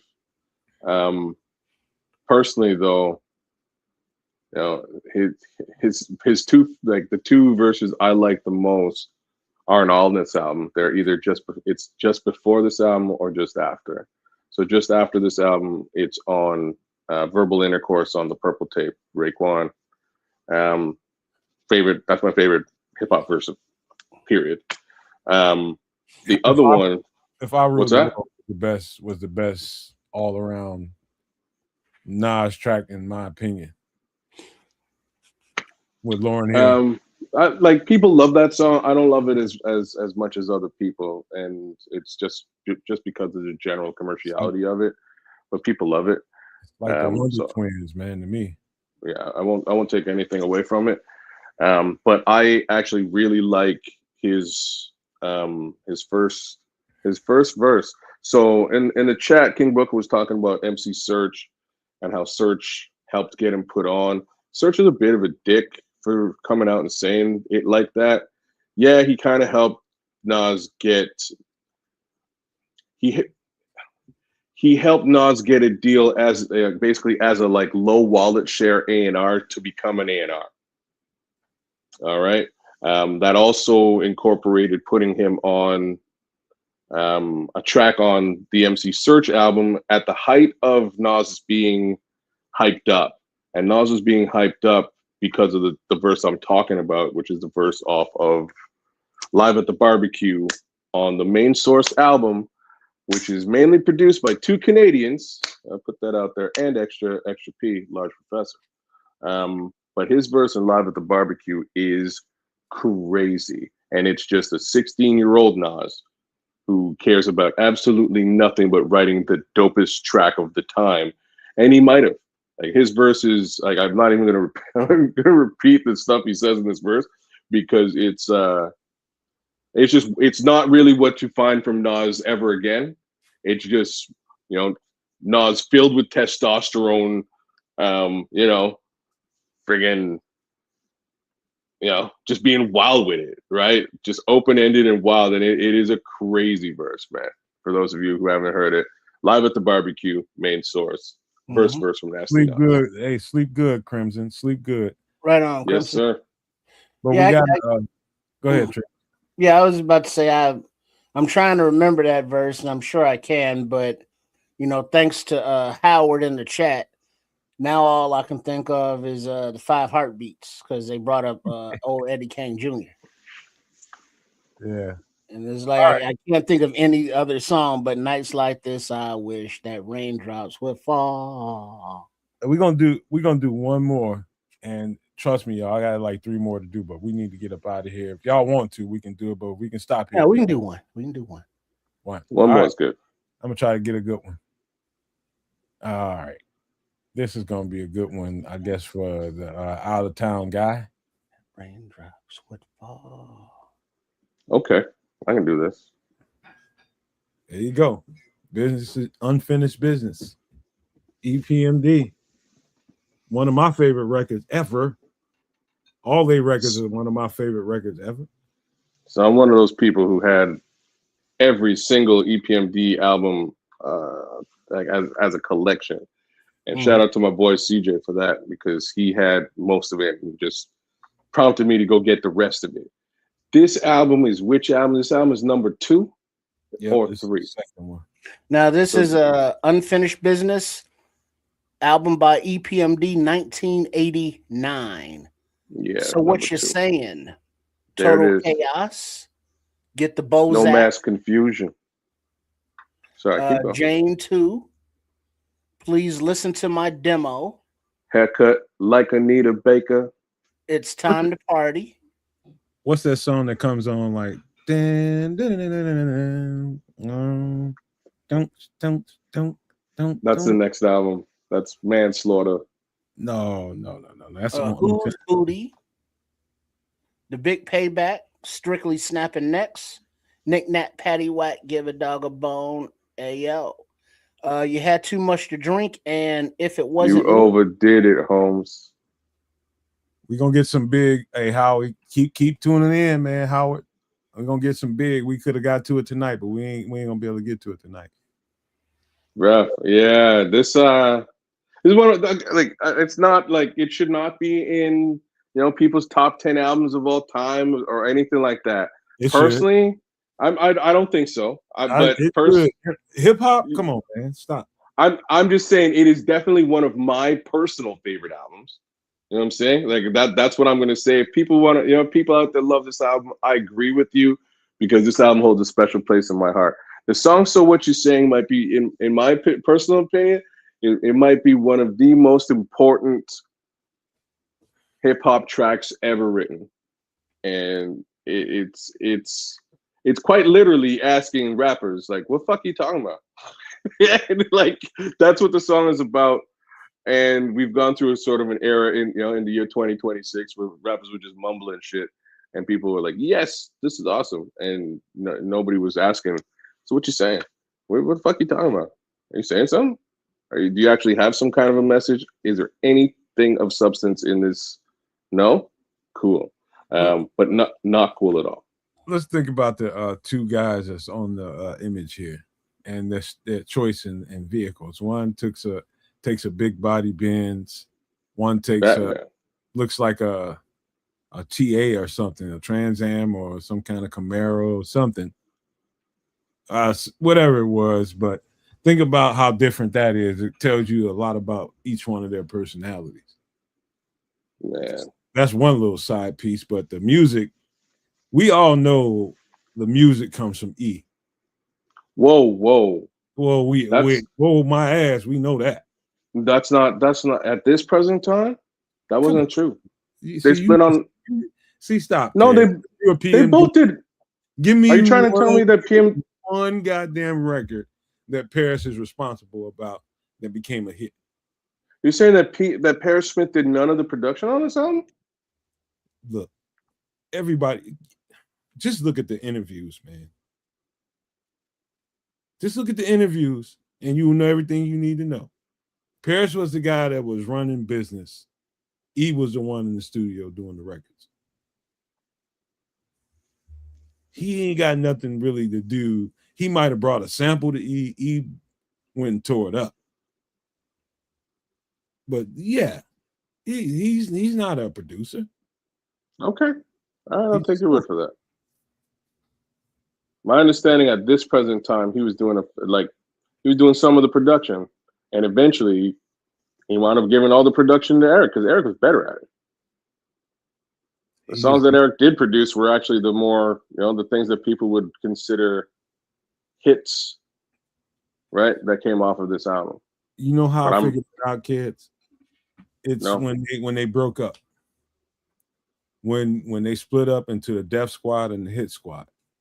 And all the hit songs that the Hit Squad had, meaning Dos Effects, all those were Eric Sermon produced records. They just split up, and he took Dos Effects and their music. Eric took Redman, and the list goes on from there. But Dos Effects is Eric Sermon produced music. I think you're wrong. I'm telling you, I'm not. I don't care who got credit for it. They told the truth on that together, sitting together in an interview. Maybe you're right. So I'm just trying to hold on a second. So Hit Squad became Dos Effects, PMD. Dos Effects, PMD. What's his name? Magnum Opus. I'm blanking out on the name of the rapper right now. Yeah, I know what you're talking about.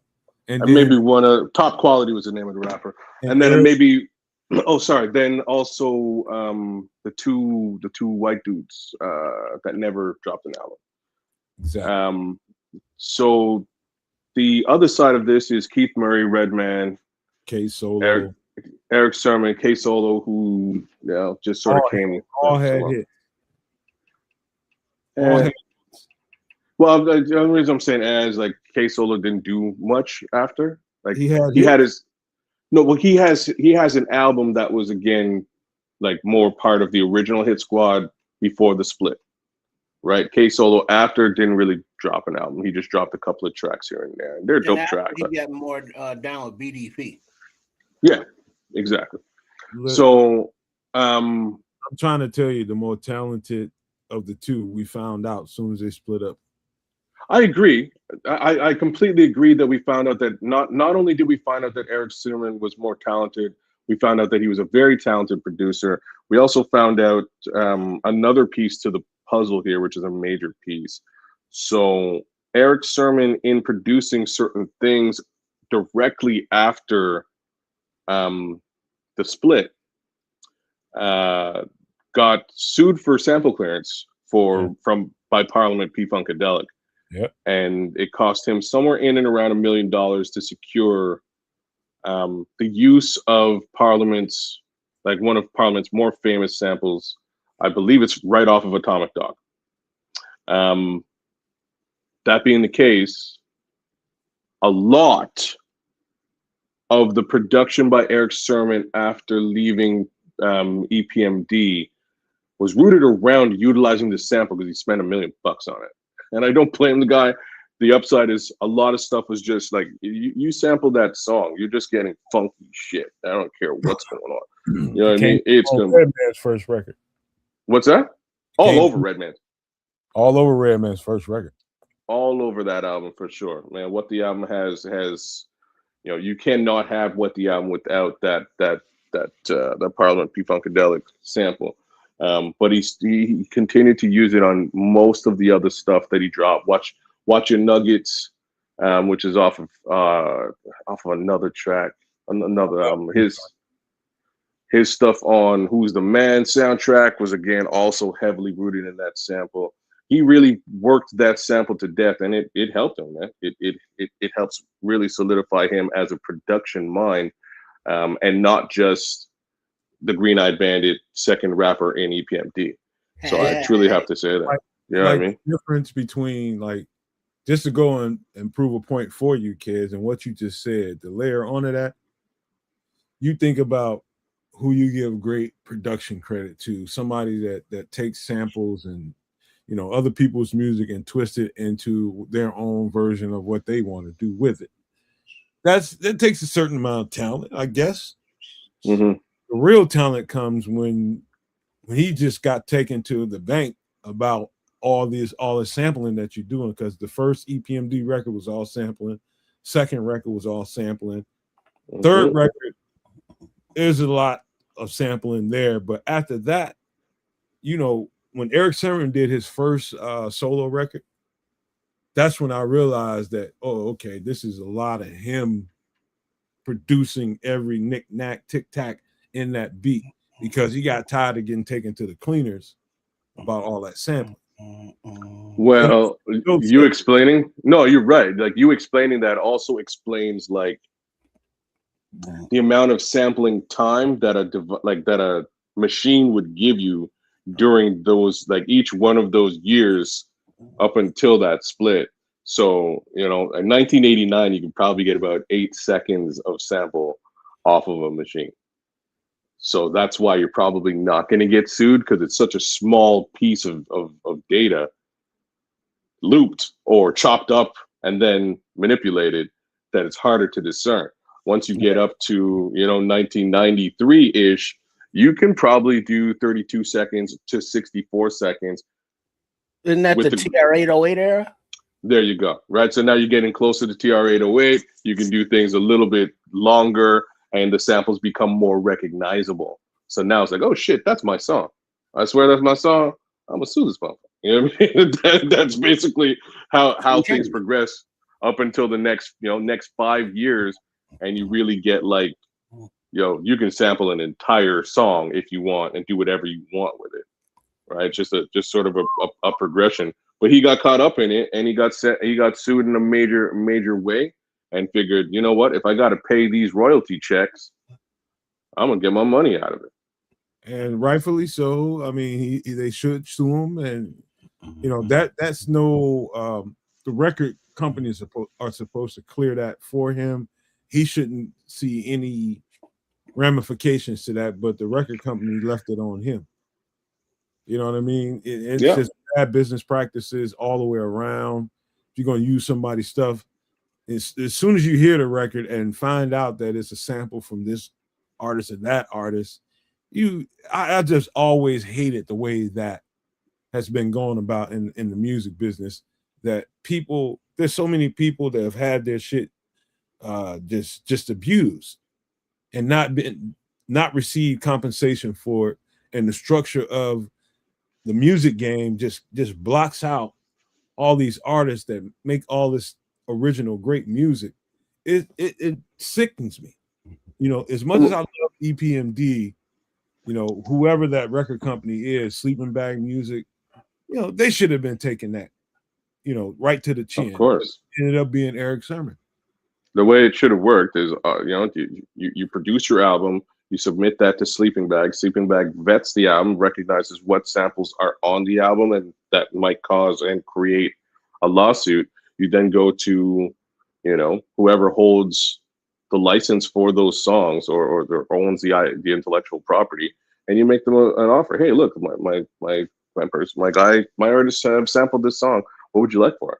And you go right up front. You spend the money, you secure the license, and then you release the album. This comes out of the overall take that the album makes, and Eric Sermon is off to the races doing his thing. It's not like a personal lawsuit for $1 million that he has to pay out. Mind you, people are greedy. Hey kid, you know probably the most used sample in the history of hip hop music.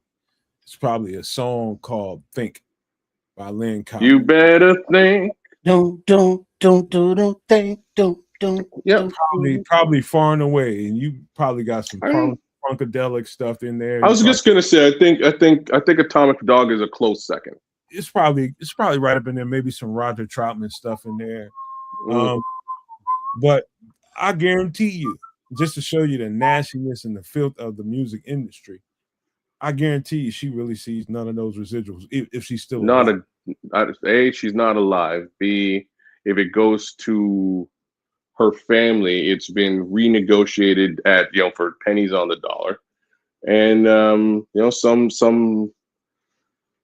somebody is sitting somewhere raking in all the dough every time that thing is actually played. Mm-hmm. So it's crazy, man. Master. Yeah. That's the very first record, and pretty much the only one to say. I say two that I've ever been tempted to sample. I still haven't sampled. Really? stuff. Nah, I don't mess around, man. You know, I was just like, I wouldn't even, because it's so recognizable under normal pretenses.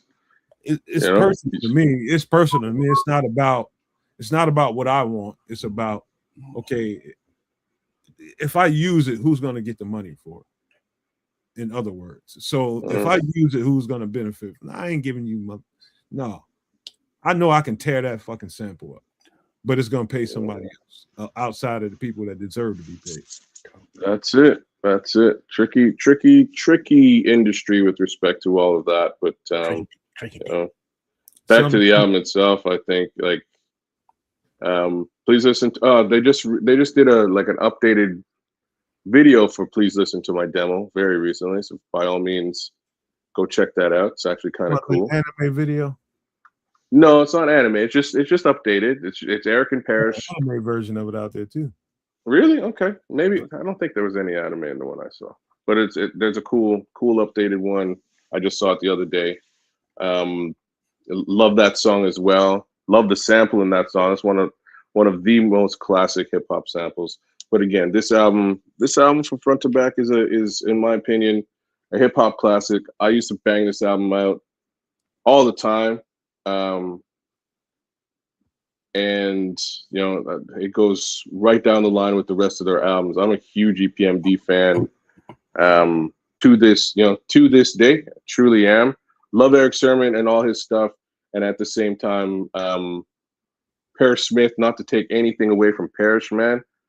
Batman gets mad respect to me.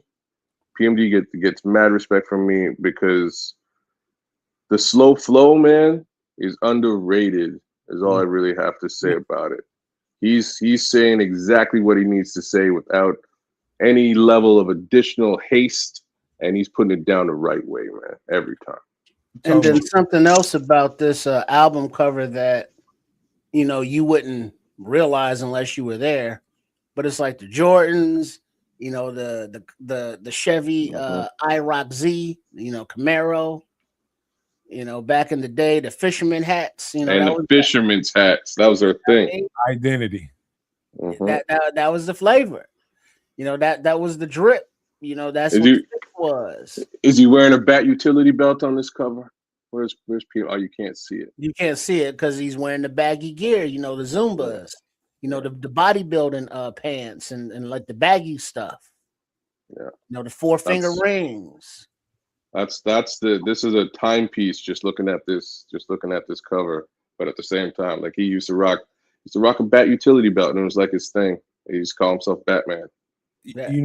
I got so much more respect for Eric Sermon when I start thinking about the simple things. Before he even ever donned a microphone, when he was just in the studio making beats and doing the kind of things that's getting him attention, whatever he was doing, it takes a whole lot of nerve in the height of when hip hop is kind of starting to generate some momentum. He gets on a mic with a lisp. And you know what? I know a lot of rappers. Who rap with a lisp. More dope, kids. It made his delivery sound even more dope. I fully agree. I know a lot of rappers who rap with a lisp, and but I bet you never heard of one before this. Well, not before Eric. There's Marky. There's one, right? There's strangely a lot of them. And they want to Cool G Rap. Cool G Rap is one of the most famous ones, actually. His lisp is terrible. Good points, man. But I don't know if I heard. I did. You know what? I heard G Rap before I heard Eric. It would have been almost the same time, right? Like it would be around the same time. G Rap is Symphony is probably before this, so you probably actually did hear G Rap before EPMD, probably, right? But so something we didn't talk about with Nas is G Rap is like his mentor, right? So G Rap used to record with Nas and write with Nas early on, and part of the recording piece. Because of G Rap's lisp, G Rap only raps a bar at a time when he's in the studio. He raps the bar and puts it on pause, and then he'll rap the next bar. Unpause, rerun the tape, and he'll rap the next bar. Because his bar is so goddamn thorough. What you know what I'm saying? You wouldn't really notice he has a list when you listen to him rap, but because he's got it's authentic, but it's not a flow. It's not. It's edited. You ever heard "Road to the Riches"? Yeah, his album. Yeah. Him and DJ. Talk about the song "Road to the Riches." So, yeah. The song "Road to the Riches" kind of defines what you're talking about, kids. Yeah. That delivery style when he's recording, because there's no way he just kept on rapid firing that. With his, or even there's so many examples, right? Like any of the stuff that he did. Talk like sex, you can hear it. Thank you. That's where I'm going. Or the stuff he did with Cunning Linguist, or even Fast Life with Nas. None of these tracks he could really just do one time, right? Like he's doing like a Big Daddy Kane. No, he's doing a bar at a time, putting it on pause, rewind, edit, cut, replay it up until when, and then I'm coming over top with the next two, the next bar, maybe next 2 bars, pause. We're gonna do the next 2 bars, and it's a bit of a process, but it works. And that's how Nasty Nas originally learned how to record his music. But then if you listen to G-Rap in any kind of concert or live performance, you can't miss the lisp. No, it's ever present. It's huge. If you really listen to G-Rap's lines, every line is a punchline. Yeah, and some of them are, brother. Some of them are some of the best punchlines in rap, bro. Like to this day, he has not lost a step at all. No, he's one of the dopest lyricists of our time. Period. Yeah, he is. What era either? Mm-hmm. No, I fully agree with this statement. Talk like sex. It's bad. It's a bad boy, man. Get your ass like a guy. The G-Rap is like one of your favorite rappers' favorite rapper. He should be, right? Like if you're paying attention, he should be your favorite rapper's favorite rapper. He's definitely up there on the list for me. Just a crazy influence, but he gets raw though. He gets raw with it, man. Yeah, so there's a certain amount of attitude that came with that too, because over the years, all these other guys, you had Master H, you had Kane, you had Biz, and all these guys from that Juice crew that got all this, recognition. And he's the guy, that didn't get really any of it other than he had a couple of joints here and there, but that makes a dope lyricist even hungrier. Is because he knows he's dope as shit, but ain't nobody really checking for me, and that's gonna make your bars even more dope. But he was also kind of an asshole in person too. Oh, was he? Did you get to meet him? Him and somebody else. They were in town for a show, and I was with Third Rail, who was doing the last crate over at WCRX Columbia College. Okay. It was a Thursday night mix show that he did, and he would have the underground hip hop artists of the time come through. Yeah. And this particular night, Cool G Rap and one of his guys came through. Not an MC, but he was just kind of like, "Yeah, I'm all that," and I was like, "Nah, fuck you." And so basically, the attitudes kind of leveled off once he realized that we wasn't putting him up on no pedestal, or we get down like I get down, like we get down. It's like, hey, yeah, we enjoy your work, but that attitude, that's not flying, homie. And so he realized who we were, and so it ended up being all right. But he's very let's say New York abrasive. What do you mean? That's a term. You know how people from New York can be kind of like over the top and like back off. I know what he means. You ever seen G-Rap in an interview? Yeah, I don't really pay attention though. I'm not sure. I'll tell you this. Every bit of what we were talking about having the nerve to be on a microphone and being a rapper with a list comes through in his interview, and the fat tongue and how he communicates. It's why you don't see very many interviews with G-Rap, is because he doesn't speak very well. He can articulate himself very well, but it just doesn't come across because of the lisp, and he knows it. And he's self-conscious. Yeah, you got that self-conscious thing going on. Yeah, I mean, but you would think as an MC that you've already worked your way through that, because obviously your voice is going to be out there. But hearing how he recorded, so he was able to hide the lisp for a better, term, and so it's a sore spot for him. It had as to be. Opposed to somebody like Biz who couldn't give a fuck and accentuated it. Biz is probably, if I had to rank hip hop, I'm talking about hip hop, not just particular artists. If I had to think about hip hop and what hip hop is, and if it had a face and a sound and a person, it would be Biz. Because Biz he just epitomized hip hop to me.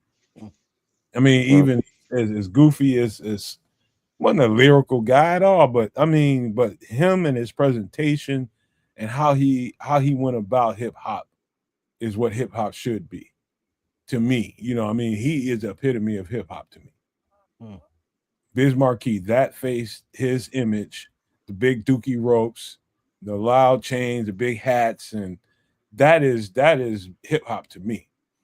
Because he was hardcore when he needed to be with give me some hardcore a Biz line or song, kids. I don't know any hardcore Biz lines, man. Okay, I gotta be vulnerable. For real about that. Biz is dope, man. He's got some. He's not. I don't mean hardcore like gangster. I mean hardcore like he's from the hood. He knows how the streets are, but he's kind of like, hey, it's whatever because we going to the mall, and he's partying, man. It's not hardcore, but it's Albee Square Mall. He's kind of in love, but he's vulnerable because she's only just a friend. He's serious, but he's self-deprecating. I got very self-deprecating. Yeah. I gotta doo-doo up. I gotta doo-doo. You know what I'm saying? It's not. It's not hardcore. Side, he had his vulnerable side. He had his fun side. He had his self-deprecating side, and that was all hip hop. That's an embodiment of what it is. It's not just one motif or one thing, but Biz had all of those kind of things in one embodiment of an MC, and he was just fun.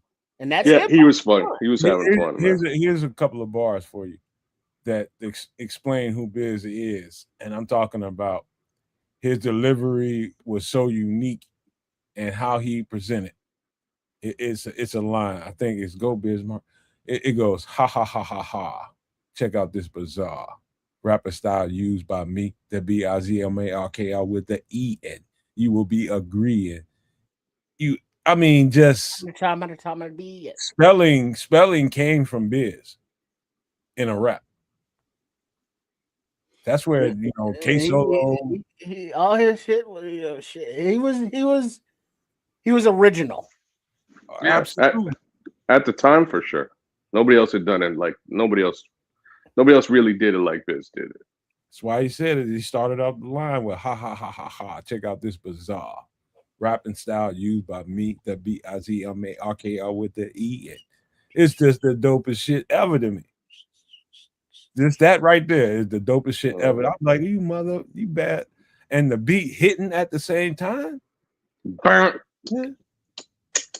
Go off. Right.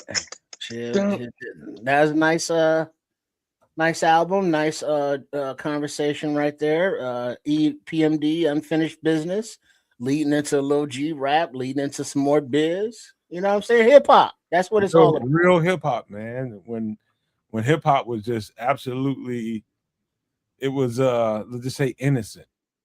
It's the best way I can describe what it was versus what it is now.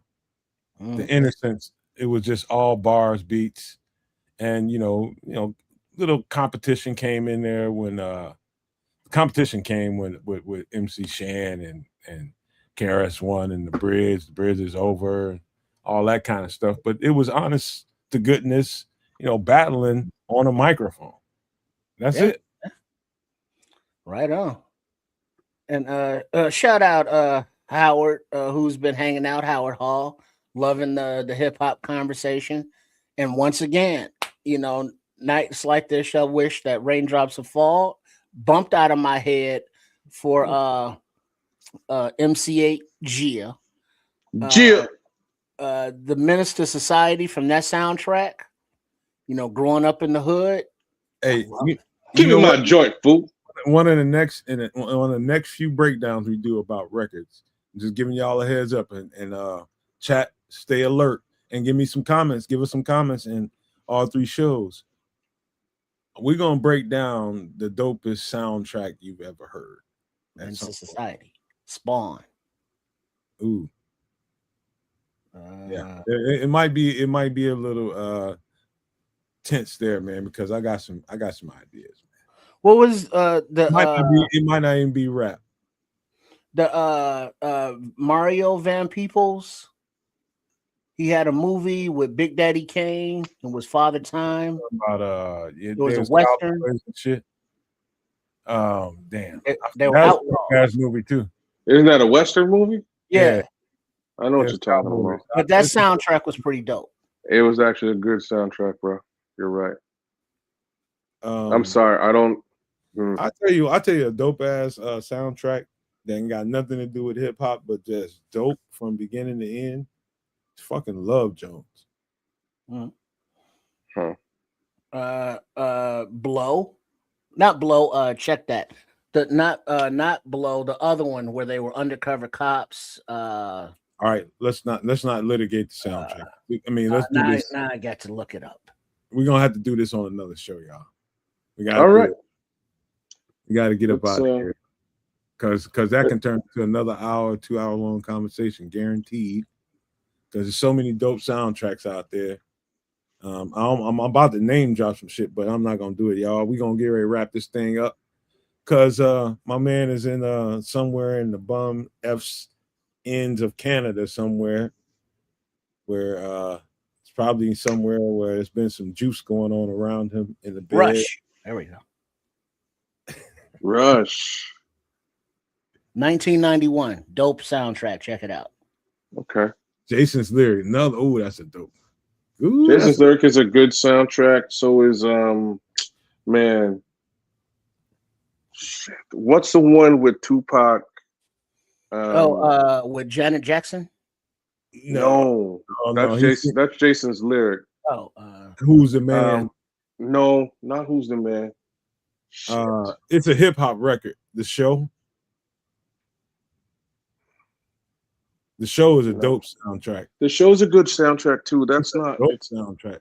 There's one with Tupac and Domino primarily on it. I'm telling you, that's The Show, probably. Maybe. I'll guarantee it's The Show. I'll figure it out. But there's a couple. There's a few. But to be honest with you, like my dopest soundtracks for me probably might not have any rap on it at all. Yeah. Can't save it, man. Judgment Night. What are we gonna do? We're gonna do a whole other show. All right, that's a good one too, Trip. That's a good one too, man. Shut up, Trip. Stop. All right. We're gonna stop doing this. We're gonna call this a night. Canadian needs to sleep and get up early in the morning and sell stuff. So, big ups to all y'all in the chat, man. Big ups to Howard, man. Good to have you in. I'm glad that you enjoyed the show. Big shout outs to my boy The Scrolls for keeping us laughing as per normal. Shout outs to Shorty and Foster for coming through from BCP, AC Adam, Leo Factor, Corny Squalls, number 2, No Maniac. Big ups to you, man. Thanks for coming through. Shout outs to Crimson as well for being here through the better part of the show. FFG, man, I saw you out there, man. Shout outs to you as well. Good to have you as per normal. I think that's about the bulk of the list that I'll go through tonight. But next week I'll be back at it, back in the Ked Cave doing the regular thing, and we'll get to the regular fare. Same token, I'll be back on Sunday at home, and we'll get into into Bears, and maybe this time we'll talk about the fun jazz that is the stadium debacle, which we've been heroically ignoring. Because I'm just gonna produce that show. I'm just gonna let you motherfuckers rag it. You got no interest in that Yeah. conversation at all, and I'm totally with you. It is a silly, ridiculous conversation to be had, and I guess maybe we'll just get into it real quick and get the heck out of it. Right on. Big up to everybody. We got a little OTA camp going on. You got video game covers, and I think there's an actual full release tomorrow. Settle down, Red Baron. Of something to do with the Madden game or commercial or something. So look forward to that. But yeah, and then back with you Sunday night to discuss what's happened between then and now. So thanks for tuning in, everyone.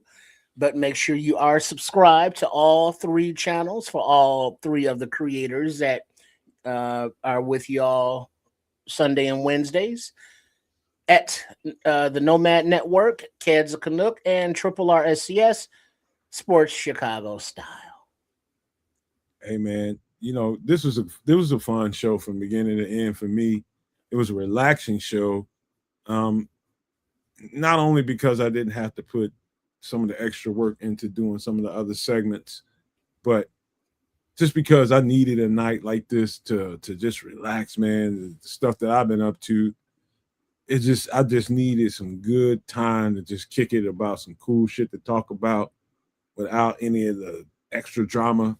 You know what I mean? These were great subjects, man. In my opinion, all the stuff we talked about with the Bears, Ben Johnson being aggressive at the podium, Caleb getting the conversation that came out of that, with Caleb getting the cover and Devin not even getting a wink at a cover during his era. That was all good shit. But when we got down into movie review and these record reviews, man, that's fun to me, man, because I think you guys know by now we're all thoroughbred hip hop enthusiasts on this show, man. All 3 of us, man. That's one of the fun things about these 2 guys for me, is that we have in common. We just fucking love hip hop. We just absolutely love it. And so we don't really speak on some of the stuff that's out there now because I'll be honest with you, I don't think either one of us are interested in a whole lot of it. And it's just not fun, but some of the stuff we talked about tonight, some of these records, shout out to the young guys that's making this music right now. Even though I'm not a fan of most of the stuff that comes out, I do support what you do, the best you can do to get any money you can get out of it, make some life decisions that are better, cash, put your money in the bank, and, move different when you're out here in the world, man, because the stuff you say on the mic has real world consequences, bro, in this day and age. So just want to say that before we get ready to get out of here and say thank you guys for being here. Fill in the comment section on all 3 channels for us. Give us some soundtracks y'all want to break down. I'll give us a handful of them to really rate, and we'll shake it up and see which one we think is the best, and break them on down like that. But that should be a fun conversation because that's one of the music genres or record genres that doesn't get discussed a whole lot. Is where are the best soundtracks? And they don't all have to be hip hop. Just for the record, y'all, give us your best soundtrack. I don't care what genre it is, who made it for what movie, whatever it was. Could be a play or something. I don't care. But let us know, man. We'd like to hear back from you in the comment section about that and any other thing you heard on the show. Give us the feedback. We appreciate it because we will holler back at you. But I just want to leave everybody with these famous words: love, peace, and hair grease, y'all.